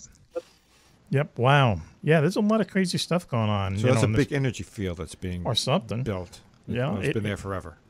Probably been there forever. I've heard some stories about the Bridgewater Triangle that make you hair fall out, I would say, but I don't want to hurt you on them. I think we get it here just as good as the Southwest, Right. Yes. The ley lines and the vortices. I agree. Right. So just give us a rundown of what the 2 days are going to be like. There'll be lots of speeches, I'm sure. Friday night is Friday night is from 6 to 9. Okay. And it's only $10, and that's Bigfoot night. Okay. Cool. We'll have Alexander Pedikov, Dave McCullough, and Jonathan Wilk from Squatchachusetts. They're the Bigfoot group. Ronnie LeBlanc will also be there too. Right. Okay. Yep. On the section of Leominster. So Friday is Bigfoot night, Juan-Juan. I'm going to be right. there. Okay. And Nick Redfern will speak. And we'll have a panel discussion. Mm-hmm. Okay. Cool. We'll have lots of vendors there. Yep. And Saturday will be Paul and Ben Eno. Oh, Paul Eno, yeah, good friend of the show. Yeah. And we'll have Bill Hall. Mark yeah. Antonio will be there. Mm-hmm. We're having Peter Robbins coming in. Oh, Brother Peter. Oh, boy. Yeah. Yeah. And our keynote will be Nick Redfern. Mm-hmm. So we'll have, in the afternoon, Nick will speak, and then we'll have a panel discussion. Right. Wow. Well, you got a good group of people, It sounds really good. So just tell people, how they can contact you, how they can get tickets, and we'll just go over the directions to Leominster again, too. Sure. People will be able to buy tickets at the door. It's on Saturday it's $25, and on Friday night it's $10. Okay. We'll have tickets for sale online ahead of time, okay. and like I said, at the door as well. So, and this is October 6th and 7th in Leominster, Mass. The Greater New England UFO Conference. Correct. Yes. And get there early enough so you can be treated to some meals from Soup Dog. There you go, Soup Dog. Right. Soup Dog's going to be there. We know that. Soup Dog. Okay. Soup Dog is going to make an appearance. Soup Dog and his food truck. There you go. Yes, and we'll have it all decorated up for him, and we'll have all sorts of fun alien UFO stuff for sale. Inexpensive things. So if you want to just buy, excellent, inflatable alien or something, we'll have that. I love these conferences because you really, when you meet some very interesting people, the ones I've been to have been really kind of entertaining, let's say. You know? I bet you've never gone to a conference with inflatable aliens. No, but I can tell you stories. I'm wondering what you do with that. Yeah, okay. Yeah, we did the front page of the Globe one time. Yeah. Years ago. We know how to market this thing. Holy cow. Okay. And then Ernie Bach came up and stole it. There you go. Come on down. It's very, inside joke. Hey, listen, Willy, Miranda, and Susan McNeill Spuhler, thanks for joining us, okay? Thank you for having us. And, thank you very much. This is going to be in October, so we'll have you on again just to refresh and tease it sometime in September, okay? Wonderful. We'll look forward to it. Okay. Okay, thanks, kids. See you later. Thank you very much, guys. Thank you, guys. Have a good evening. Very good. Appreciate it. The Greater New England UFO night. Conference in Leominster, Mass., October 6th and 7th. That's a Friday and a Saturday. Friday night is Bigfoot night, man. That's almost too good to pass up. And also on the Saturday the 7th, Nick Redfern and a host of other people will be talking. So be there or be square, they say. The kids say there, Juan-Juan. Check them out on newenglandufo.com. That's newenglandufo.com. That's right. Thanks again. And that was a pleasure, gentlemen. Thank you so much. Let's take a commercial break now, and we'll be right back after this. You listen to Mack Maloney's Military Exile Show here on the Distant Thunder Radio Network. UFOs are found in Renaissance art, on ancient coins, and etched on cave walls. They're even reported in the Bible. But more surprising is when UFOs are seen the most in times of war. Through centuries, thousands of UFO sightings have been made by high-ranking officials, military pilots, and ordinary soldiers. Often, these fantastic appearances occur at the height of great battles.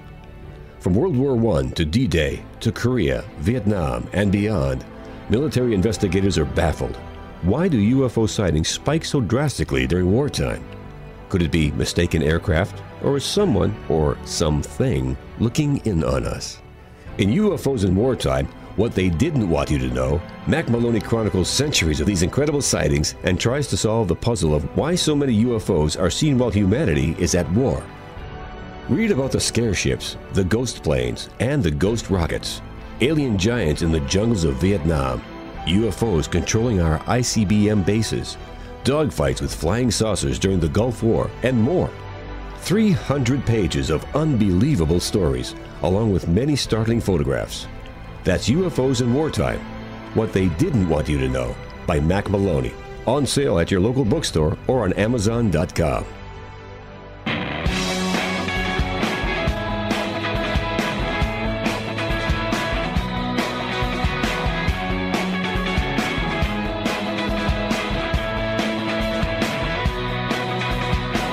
Hi, I'm Christopher Walken, and you're listening to the Mack Maloney Military X-Files Show on Distant Thunder Radio Network.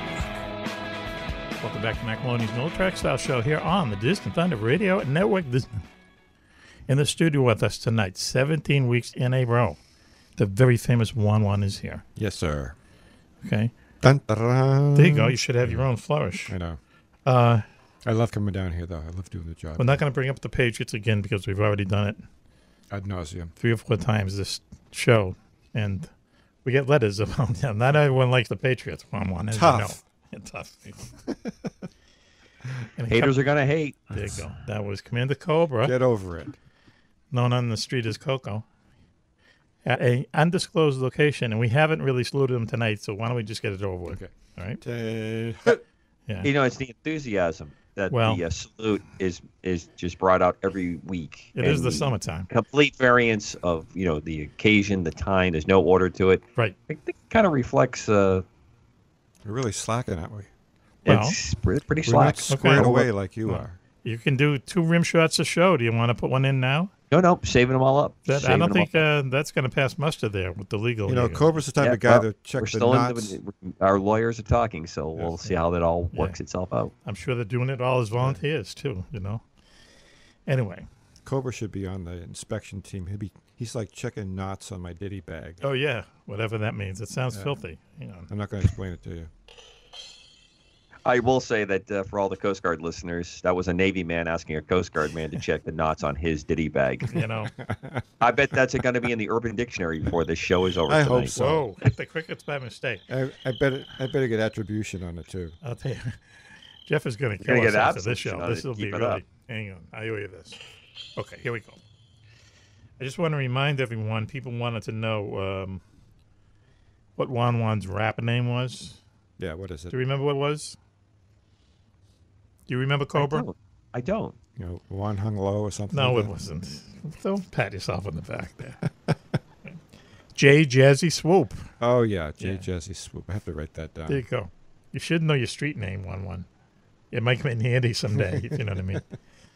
Anyway. I hope MapQuest takes me home. And the Commander Street name is, as we know, Coco. Commander Cobra, COCO. Right? I don't like You don't like Coco. it? No. Really? Okay. Every They time I hear stuck with Coco, I think of Coco Chanel. Really? I think of Coco's a chocolate drink you drink. Yeah, no? yeah. Your mind doesn't go there? No. You go to Coco Chanel? I love Coco, though. Yeah, I do. Wow. Okay. Wasn't she like around in the 30s? Didn't she collaborate with the Nazis? I think she Probably. did. Yeah. Everybody yeah. did. Doesn't bother you? Okay. There you go. Hitler was great to his dogs. You know that? I That heard dog that, loved yeah. him. Anyway, on the phone with us, if he's still there, I'm here. is Jim Harold, our friend from out there in Ohio. How you doing there tonight, Jim? I'm doing okay, but I know we're going to talk about some scary stuff, but you were talking football, and I just got to say, I'm a Browns fan, so what we're going to discuss tonight is nowhere near as frightening as the Cleveland Browns. That's true. Wow. But you are some great fans. I don't follow NFL at all, but Cleveland's a great town. But Cleveland Browns fans, boy, you guys got heart. You got heart. Glutton for punishment. Yeah, Glutton right. for punishment. I used to watch the Browns all the time on TV. No, They were Red Sox good. fans Yeah. are all up in everybody's face, with winning and stuff like that. Yeah. But we have nothing to be up in anybody's face about, Yeah. unless you want to talk about the 50s, but nobody remembers that. Right, yeah. That's so last century. Come on. Yeah. You mean when they're on TV all the time? Browns and They were When the they had greatest, smoke yeah. signals, you know. They were the greatest team of the 50s, or one of the greatest teams of Yeah. the 50s, no doubt about it. But you've had some, let's say, bad luck there lately, especially with your quarterbacks, as it turns out. Yeah, we don't have any. That's Right. that's kind of the luck. What's happened Oh, to well. him? Johnny Dollar there. Has he kind of dropped Johnny off the radar? Manziel, yeah, he's dropped off the face of the earth. There's some reports out. Johnny Manziel, who had been the Browns quarterback for like a month, Right. wants to come back, but it's, at least in the past, it seems like he had a lot of personal I problems. thought he was on the run or something. Well, he is, in a way. He has some issues. Apparently, he likes to party a lot. He wants to come Yes. back. So on. But when he played for, who did he play for in college? I can't even remember. Texas A&M. Okay. He pulled off some unbelievable comebacks in those games. And I mean, like, talk about otherworldly. He was kind of, on the border. Yeah, he wasn't a slouch. Had a great career ahead of him. He was a great college quarterback. Yep. A great college quarterback, Yep. but great college quarterbacks aren't necessarily That's great true. pro quarterbacks. Right. And he's a real wise ass, too. And in the NFL, even if he played, he would have got his ass beat. Let's face it. They would have been falling on him with the knee, Yeah. But he ruined a good career, and he blew through a lot of money, apparently, that Cleveland saw to give him. I guess he gambles a little bit, too. Who knows? I've heard that. So, anyway, well, good luck to Cleveland, and, maybe next century. You never know. All right? Maybe by the time I'm 70, we'll see what happens. Are the Patriots playing the Browns this year? I hope not. Okay, there you go. Boy, he is a true fan. True Cleveland fan. Okay, well, the Indians is doing good in your NBA team, but that's probably another show. Yeah, exactly. It really tells a lot when you refer to them as their NBA team. Well, no. I mean, their NBA team has been the Cavs. The Cavs. They've been, goodish, right? Yeah, great. Yeah. Very good. Yeah. Won a championship not this year, but last year. First championship Cleveland won since 1964 when the Browns did it with Jim Brown. So it was like it was a weight lifted because I never thought I'd see it in my lifetime. Yep. And they were good, but I think LeBron's a handful. But hey, if he brings it to the promised land, who cares? Hey, he got a championship, and he's the only athlete I've been following in 48 years during my lifetime that got us one. So I'm not going to say anything bad about it. Yep. They're not all angels. So anyway, so we know that you know a lot about black-eyed kids, black-eyed children. Can you please tell us? Can you educate us, please? Well, black-eyed kids, this is something that's been circulating around on the internet for the last 20 years or so. And I will say there are a lot of people who know a lot more than me. People like David Weatherly. Ryan Sprague actually did a great article on my website a couple of years back on black-eyed kids. But it's this idea that a person, usually by themselves, isolated, it could be at a house or it could be in their car, a group of kids or one kid will approach them and they'll always want inside. If it's a car, they'll want to ride. If it's a house, they'll knock on the door and want in. And basically kind of the way it typically goes, this kid or multiple kids are very insistent and they won't go away. And they keep insisting that they get in. And then the person, if they don't notice it immediately, will eventually notice it, that their eyes are totally black. In terms of the eyeball, it's absolutely black. And I don't know about you, but that's one of the most frightening things I could think of seeing is seeing a person standing in front of me, asking for a ride, asking to come in my house, and their eyeball is completely black. But they can see. They're not wandering around like they're blind. No. They're not wandering around like they're blind. Now, there's some people who believe this is just an urban legend, and other people believe, hey, there's really something to this because there have been so many reports. And it's interesting because David Weatherly, who actually I consider them a foremost expert on this, in the article that Ryan did for me, mentioned that if you look back in history, there are similar cases. It just didn't start in the mid-90s. Now, Ryan, when he did the article for my site, was able to catch up with the gentleman who is kind of credited for starting this, Brian Bethel. He was a journalist out of Texas, and Ryan actually talked to him. And Ryan, had some good conversation with him. And he said that afterwards, this Brian Bethel guy said his sleep was disturbed after he encountered these people. He didn't want to sleep at all. He felt unsafe in doing so. Wow. And that's just, to me, frightening. You have this encounter with this kid or a group of kids. They have totally black eyes. And then you're afraid to go to sleep. That's terrifying. Yeah, really. Man, I kind of know that feeling, too. And how long is... Well, who are they? Does anyone have any idea where they're coming from? Well, there's different thoughts. Some people think they're aliens. Some people might think they're government experiments of some type, something akin to the Men in Black, which we're all familiar with. Some people think that they're kind of soul-sucking demons who are coming to take our souls. Now, actually, I have a show called Campfire, and I've been on the show and I've talked about it before. Yes. And I had a gentleman who came on and gave me a first-hand account. His name was Tony. He was from Tennessee. And I could tell you that story, what happened to him. Please do, yes. So anyway, Tony said this was a very terrifying event, and it was very hard for him to talk about it. One evening he came home, he had an uneasy feeling. He didn't know how to explain it, but things just didn't seem right. In fact, they seemed so unright that he didn't eat. And he said that's very strange for him because he likes to eat. So anyway, he was asleep. And about 1 a.m. in the morning, he heard a rapping on the door. And he said We, the entertainment-loving people, demand the best unlimited wireless plan ever from AT&T. I thought I raised you better than to make demands like that. You know what? We want even more than that. We want AT&T to give us unlimited entertainment. What else do you want, a flying car? Well, maybe HBO included in our plan. How about a unicorn? And we want to watch all our favorite shows without paying overages. Good luck with that. And we want all of this, plus we want to save $25 on our monthly DirecTV bill. But you can save me $25? Well, yeah. I'm proud of you, son. Only AT&T offers you unlimited data with HBO included and never pay overages. Visit your local AT&T store and get AT&T Unlimited Plus, our best wireless deal on unlimited data. Plus, save $25 per month on DirecTV. It's entertainment your way.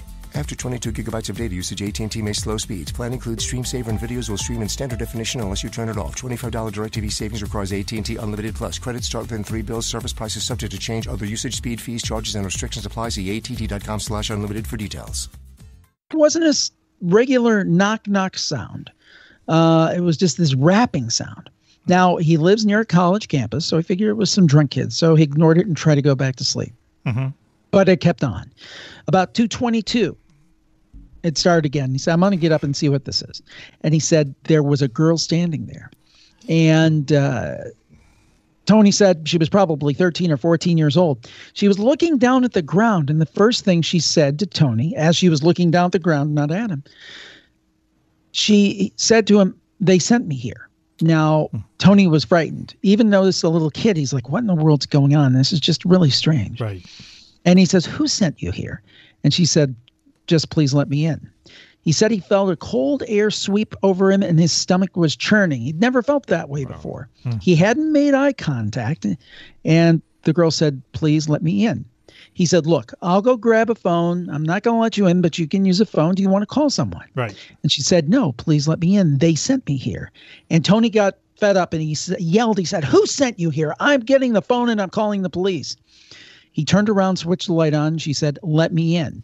He said, no, I'm not letting you in. She got very agitated. She kept saying, they sent me here. And she looked up at him and he said, the girl said, this is only going to take a minute. And that was the moment when he realized, he saw her eyes. They were totally blacked out, not dilated pupils, but the whole eye itself was black. He said, I put him back on his heels. Then and there, he decided that he was calling the police. He turned around, grabbed the phone, and guess what? The girl was gone. Wow. He told the police what happened. They laughed at him, said, you're afraid of a little girl knocking on your door? There you go. And he said, still, I was very, very frightened with this. And that it's interesting because that maps to the Bethel story where when these kids wanted a ride to their mother's house and they had these black eyes, he wouldn't let them in. And the boy said, it won't take long.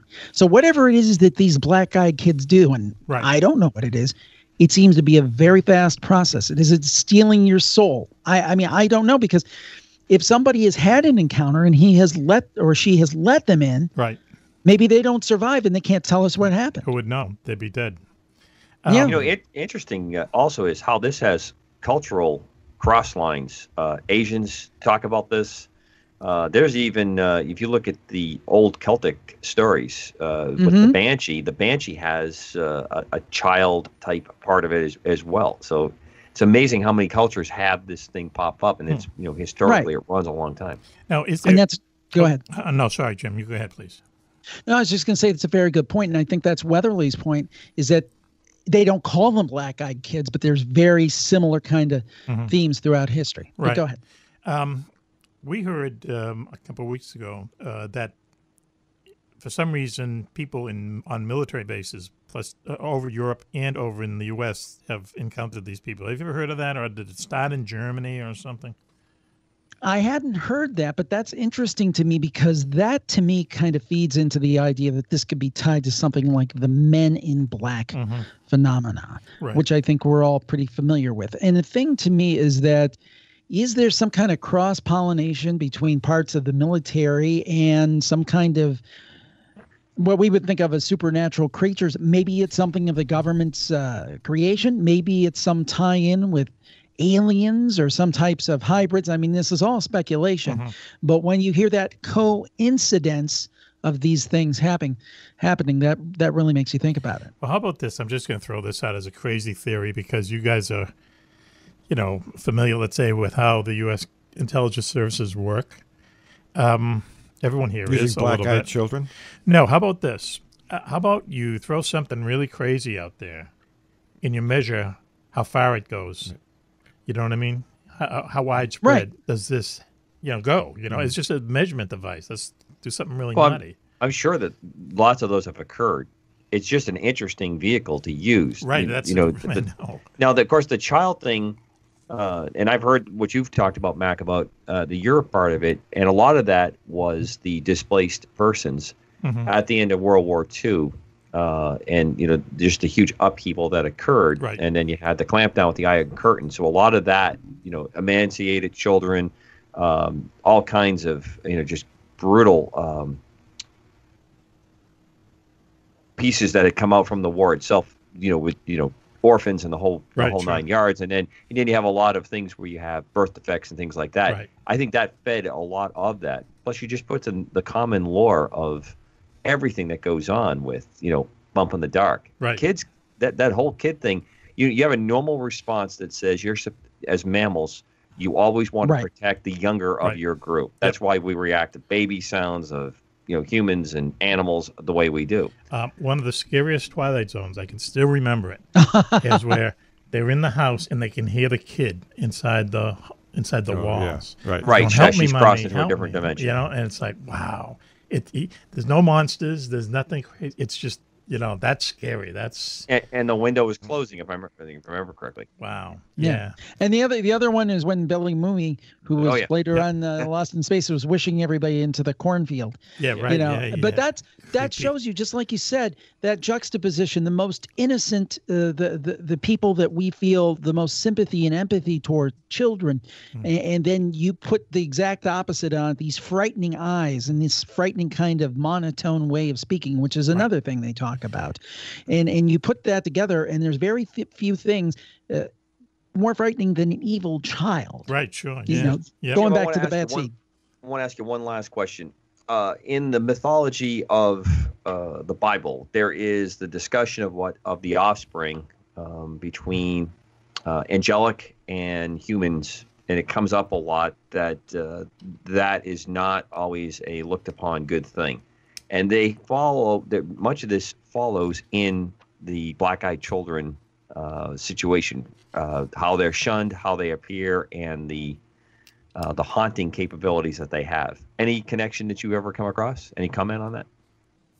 Well, I think one of the most interesting parts of this is the idea of something. This really sounds out there, because this is an out there conversation, but some kind of alien demon connection, and maybe the U.S. government in there a little bit as well. Although I'm a big fan of the military and applaud what the military does to protect us, but there are elements that do some very strange experimentation, and maybe this is somehow tied into there. I mean, this.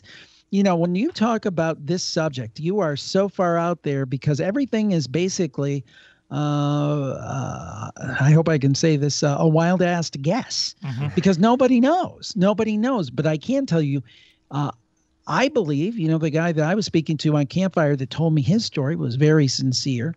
And I believe this happens. What it is anybody's guess. But I still think there's some tie there between the Men in Black and this. I think there's too many similarities. So if let's say they were aliens, just, for the heck of it, what would their game be? You know what I mean? If they're down here on Earth, then they has to be some kind of super intelligence involved.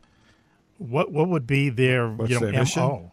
Yeah, to send a crew of black guys into your home. Maybe it's observation. Maybe they're trying to see how we react. Maybe if you do let them in, they do some kind of nefarious experiment on you. Who knows? I mean, again, I believe there's something going on. But it may be a very mundane explanation, but I don't know exactly what that would be. So, your guess is as good as mine. This is one of those topics I feel very.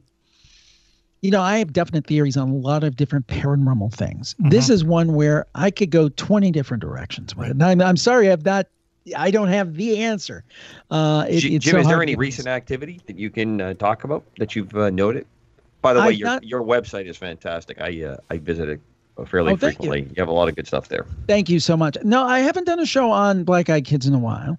I need to get back on that topic. In fact, I've toyed with the idea of maybe even doing a book on this sometime, because it's such a fascinating subject, and nothing that I can report at this time. But again, I really want to investigate and look into this tie between the Men in Black and this, because they sound like cousins to me. Right. I don't know about you guys, but it seems like it's the same kind of thing going on. Right. Very very much related. Yeah, almost like they want to see what everyone's reaction is, or something. It's something about getting someone's attention or something, And the other thing is I do believe that the government, certain parts of the government, put disinformation out there. That's why I think, for example, the UFO phenomena is viewed as such a joke by the mainstream, because I believe the government's probably put a lot of disinformation out there. So, this is funny. Laugh at it. There's nothing to it. We saw that with the Phoenix Lights when the governor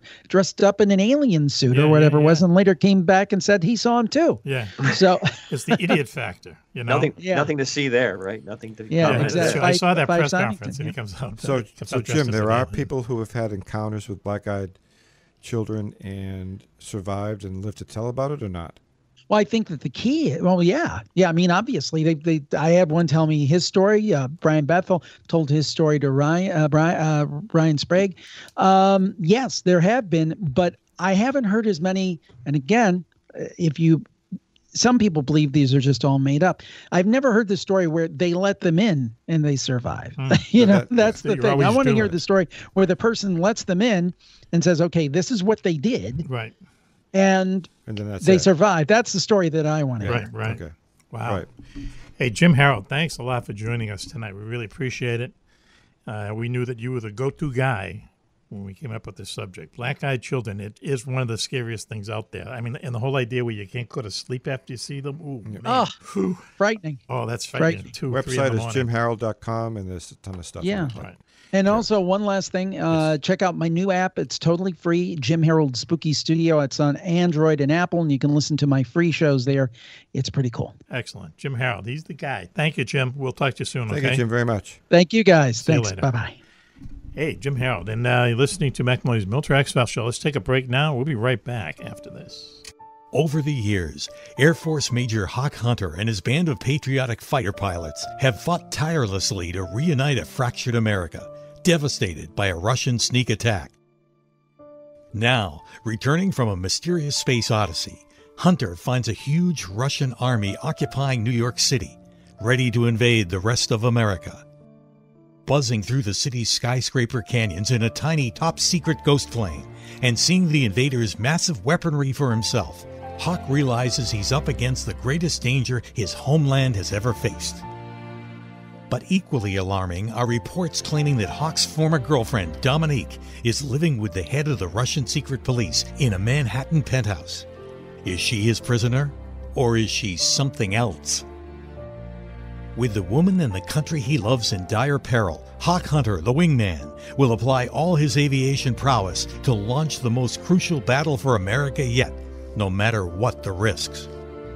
Filled with fast-paced action, a wide range of aircraft and military hardware, Battle for America brings back your favorite characters from earlier books in the Wingman series and delivers a riveting story that reveals new insight on America's most famous hero, the Wingman. That's Wingman 18, The Battle for America. On sale now at Amazon.com and available at your local bookstore.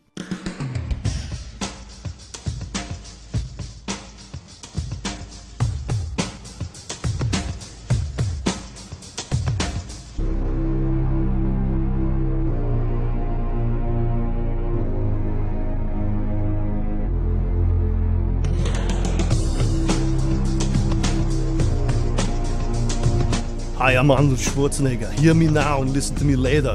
Now here's Mac. Welcome back, everyone, to Mack Maloney's Military X-Files show here on the Distant Thunder Radio Network. This is Mac. In the studio with us tonight, 17th week in a row, the very famous Juan-Juan. That's right, going for a record. I think this is the record. This is the record. I think it's a record back at 2 or 3, frankly. But you're here. Wise guy. All right, I'm trying to be nice to you, and now you're turning in. Coco is also on the phone, the street name for Commander Cobra at an undisclosed location. Good evening, gentlemen. Or should I say, good evening, Cobra. Gents. He's gents now. It must be code. I'll have to dress up for that. How are you, G's? How are you hanging, my G's? What am I missing? Or do I have to? No one goes. He's in his own little world. Also, speaking about being in their own little world, their own little world happens to be the murder capital of the planet. Graveyard of beloved presidents. Rob Beckhusen calling in, reporting in from Dallas, the Big D. Hello. There you go. Hey, listen, before we start, I meant to bring this up last week. Has anyone seen the movie Jackie about Jackie Onassis? No, not yet. No. You got to see it. You got to see it. Yeah. And I think Pistol Pete is the one who told me, he says, you want to see a really weird movie? I said, yeah, sure. He goes, see Jackie. I said, yep. And I'm telling you, he did not misspeak. It's one of the strangest movies that I've ever seen. I went to film school. Okay, Natalie Portman plays Jacqueline Onassis, right? Mm-hmm. She's like in every shot. Okay. But if 1/10 of what the movie claims is true, how Jackie O acted it's all just the 4 days after he gets shot. What she did in those 4 days, if it's true, it's like woofa. Man, really? She was more than a handful, let's put it that way. But I would suggest anyone to see it, just if you want to see it, kind of like not ordinary. Is it on movie. Netflix or what? Yeah, we watched it on demand. Yeah, I'll take a peek at it, but let's just review what that young lady went through to start off those 4 days. Yeah, oh yeah, and they go into depth in that. They really do, and you're behind her. You're behind her, but then you just got to see it. You just got to see it. When you think about it, they walked down the middle of Washington. Walked, all right, with the cascade of horses pulling his casket. It was basically a recreation of Abraham Lincoln's funeral. Okay, the Secret Service. I never really thought about it. They went friggin' nuts. The president just got shot. Now you want to have every leader in the world and you and everyone walking down the street, and she said yeah, and she just hung in there, and that's why it happened. But from a security point of view, it wasn't just like our politicians, but literally like 100 people from 100 kings from around the world were there. Anyway, it's an interesting movie, Jack. Yeah, it's I will put it in my queue. Very strange. So, Rob, what's happening down there in the Big D? What's going on? A semi truck caught fire and blew up on the highway next to me. Normal. Next to you. Yeah, he asked you. Well, it wasn't next. Well, it was in the area, but it wasn't right next to me. That would happen. I'm exaggerating. I don't mean to embellish. I might be embellishing. Was it nighttime or daytime? Daytime. Oh wow. Okay. The driver get out or? Yeah, everyone was fine. Okay. It was all good. Okay. Wow. Yeah. Dropping a bucket. Situation normal. Yeah. Okay. Yeah. Not a whole lot's going down. The weather's actually pretty nice right now, which is unusual because normally. What's the status of the feral dog situation? The feral dog situation is status quo. Still really bad. Wow. Well, if we've been talking about it for almost a year now, those 9,000 dogs are probably around 11,000 dogs at this point, right? Yeah. Dogs are. Yeah. So anyway, we had a guest on earlier tonight, Chris Ahr, who is a military investigator for the Navy, the NCIS. He was stationed in Honolulu, but he's been to the Horn of Africa. He actually went on anti-pirate raids way back when, 2008 or so, 2010, 2011. We asked him, "Was the worst place?" He's been everywhere. The list of places he went was just unbelievable. Ugly. Oh wow! I wanted to say after every single one of them, diarrhea. But we asked him, "What's the worst place he was to?" Can you guess what it was? Worst place he's ever been to. Somalia. Wow. No, it was Djibouti. Pretty close. Yeah, isn't it right north of it? Isn't it the border? Pin the tail on the continent, not too far off. And he said, and that, I heard about it. He says just everything was just dirty, just dirty and hot. And he was there. I would imagine that the also tensions between the locals and the U.S. military personnel. Yeah. And not a lot of Djibouti American friendship clubs branches popping up. But don't they launch a lot of secret stuff from there, and don't they launch a lot of UAS, right, yeah, drones go out there. That's correct. And the French Foreign Legion, they used to have a that was their outpost. Is it still there? The training? I think it is. Wow. I think there's a French part of it. I believe there is. Special ops going all over Africa and Yemen. Yeah, right. Yeah, and it's right there.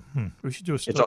It's much like a Diego Garcia, except that the situation that you have going on there is it is very Spartan. Wow.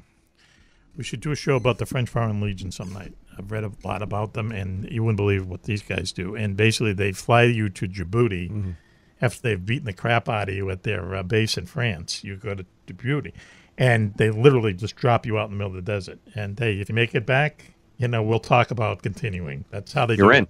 And it's crazy what they do. It's just crazy. But if you're in it, you just you're still crazy. But they send in like 20 of those guys, and the situation's usually resolved. In a night or whatever. They also we should do. Oh, sorry. Go on. No, go ahead, please. We should do an episode on just the way of French warfare in general is actually is really interesting to me. It's this very lean expeditionary style of fighting. The Foreign Legion ties into that, but it goes way back, and they still use rifle grenades, which are like the kind of rifle, not the underslung grenade launchers, but the old-fashioned style rifle grenades. Wow. They're replacing their battle rifles with an AR type, but they're getting them custom made, so they have bayonets. Yeah, cool. It's very old-fashioned. It's very lean. It's very trench. It's like, hey, maybe we'll have trench warfare again, or something. But one thing about the Foreign Legion too is they gave Schwarzkopf. They made him in like an honorary, Foreign Legionnaire, right? And they interviewed him. This is after, the first Gulf War. And he said, as I was leaving the ceremony, they gave me a coin. And on the back of the coin is a 1-800 number. And the guy said, if you ever find yourself in trouble, no matter where you are in the world, call this number and we'll come and get you. How about that? Wow. Okay. That's okay. That's the guardian angel looking over your back. Yeah. If you stay in long enough, you'll get that coin. You'll get that freaking coin. Nice. Man. Yeah, it is nice. So, yeah, with your retirement. Yeah. I've met when I was in Fiji. I met a couple of the folks that had just recently retired. They were Americans, and they had joined the Legion, and they completed their tour. And they have retirement homes for them too, in nice parts of France, down in the Riviera and stuff. Yeah. So, but what you have to do to go through? What makes them so effective? They just train like crazy. They're madmen. Okay, and the reason the French Foreign Legion exists is so that there is not any hands-on problems. Yeah, so no they French don't have blood discussions is about rules of engagement. They don't have a lot of as Mack says, they are sent to go get something done, and they get it done, and that's it. And there's no political rules. I mean, their actions in places like Algeria when they had a counterinsurgency are still studied today because of how quickly and how effective they were. And also they drop them right into stuff too. That's another thing too. It's right into like the Blitzkrieg almost. Like it's like boom, they're there and they're trained to just go. And I basically think they just go and just shoot everyone up or whatever. But there was a situation in the Congo, maybe 20 years ago. It had been festering for like about 2 or 3 years, people getting massacred and stuff like that. Finally, the political wheels got to the point where they said, well, it's a former French colony, leave it to them. They send in the Legionnaires, like 40 of them, and it's over the next morning. Wow. I mean, seriously, that's how effective they are. Yep. Well, they have to make do with less as well, because the French military doesn't have, it's doesn't have can't rely on a lot of stuff the U.S. military relies on, drones, satellite imagery. I mean, they get that airlift, stuff, but resupply. I mean, they're very lean. Yeah, and so that incentivizes them to get the job done, do it quickly. Not these big army occupation type stuff. They don't really do.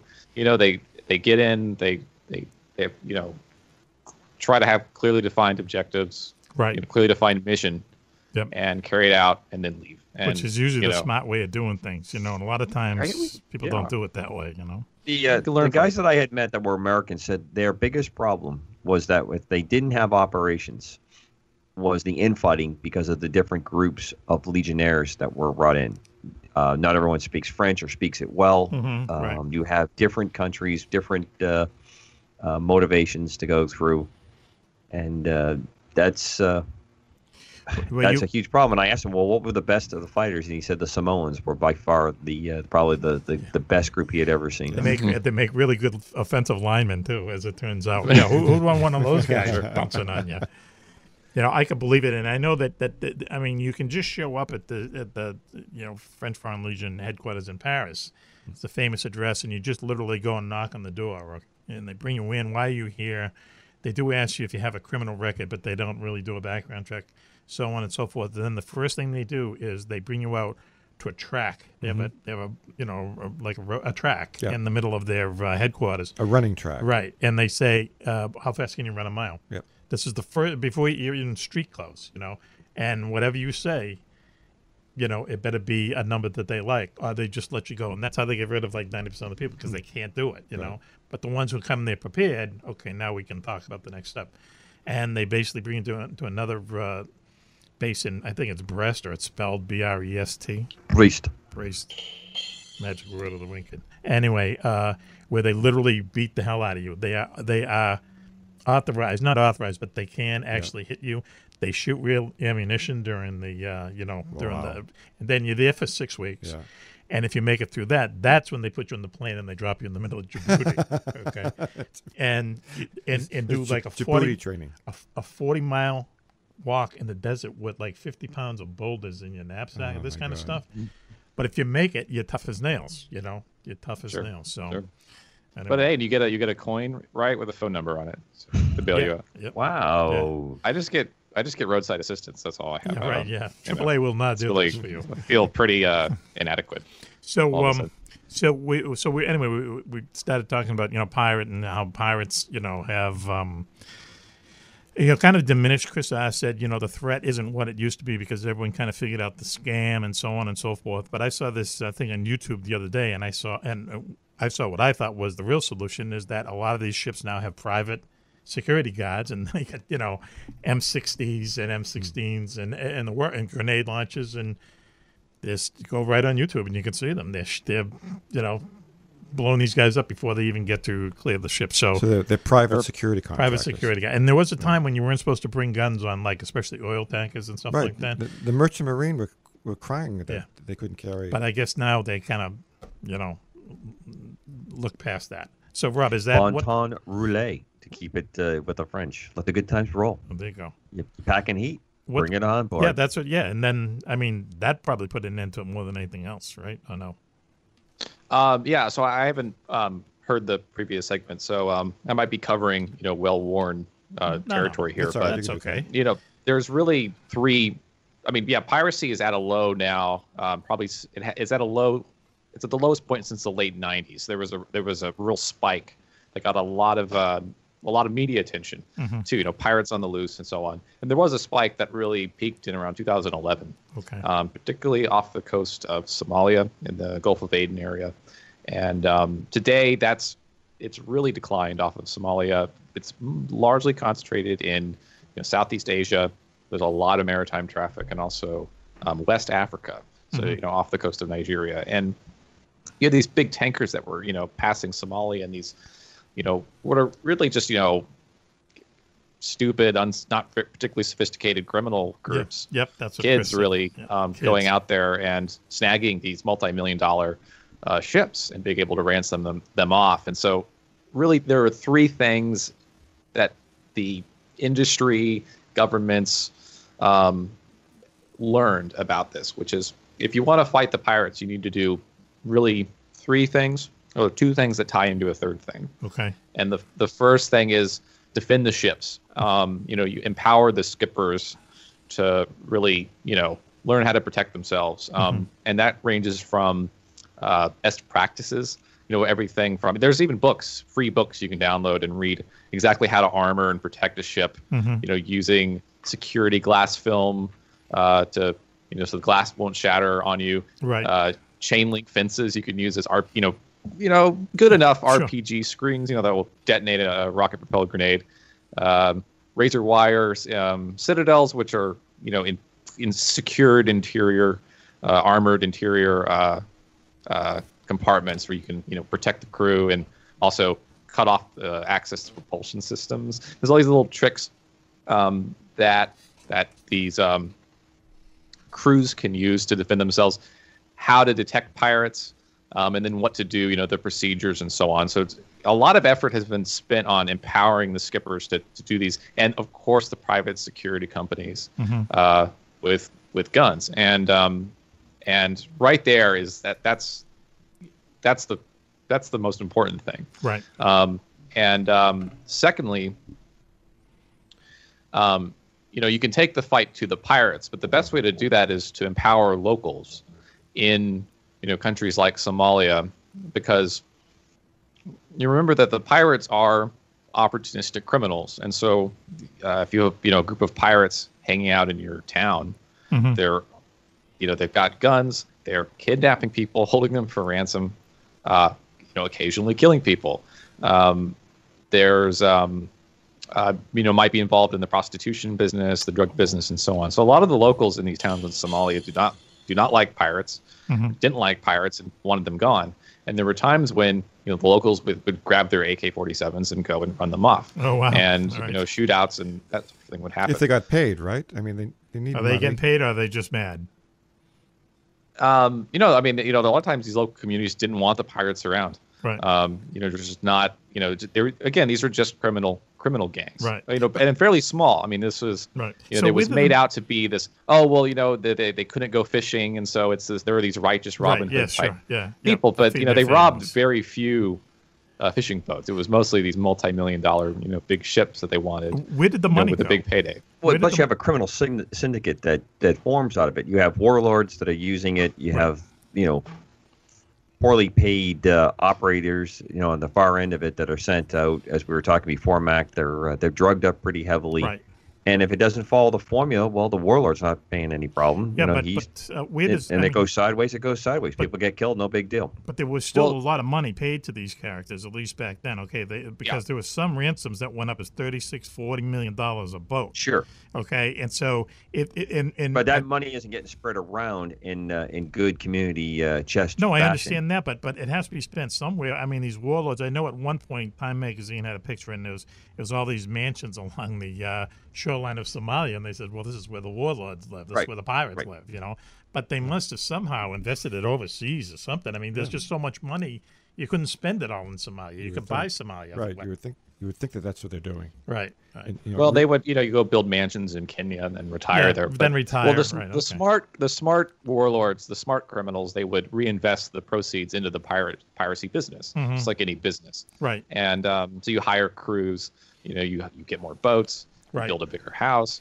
You pay off government officials to keep them off your back, and then you go and train people to be quality lawyers, and you enter into this very above-board business process that everything's being handling a 30 to 45 day thing. But here comes the problem with this. Go ahead. So there's this very toxic dynamic that happens when they start making more money, and this is what happened in Somalia. So. Remember that the pirates are not particularly sophisticated. Okay. And there is a limit on how much the insurance companies for these ships are willing to pay. Right. So, they would rake in $30 million, but that was more about annually. So, a single ship would fetch, a few $1 million at most. Because that's as much as the companies were willing to pay. Right.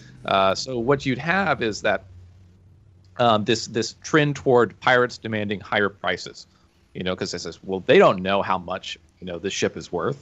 Let's see if we can do $3 million. Let's see if we can do $4 million. Let's see if we can do $4.5 million. And when the prices go up, the negotiations take longer and the premiums get higher. And for the companies, if the ships are out of action for years, then they're not making money. They're losing money every day. Right. But they're not. And so it eventually becomes a write-off for the companies. Right. That's what we were saying that earlier, is that the insurance companies kind of, in a way, they kind of woke up and they said, okay, look, here's the number, okay? And Chris Ahr said they always had a number. And here's the number, and if it goes over it, you know what? You just take the ship as a loss, you have insurance, and, c'est la vie. And that whole kind of putting an end to the scam a little bit. And I also think that the decrease in publicity, too, to a certain extent, seems to have kind of tamped it down a little bit. And I want to also give credit. The Obama administration bringing it to court, although it was probably a crazy situation how that went, changed the engagement, because now you're allowing legalities to come into it, and that means these nice arrangements are going to come under review, and that means money may not be paid. Right. So you throw that in there, and then you start changing navigation paths that keep them out of the range. You had military presence, and that got organized. There was about 10 countries that were patrolling in that part of it that would come to aid, or at least be doing intercepts. That all came together.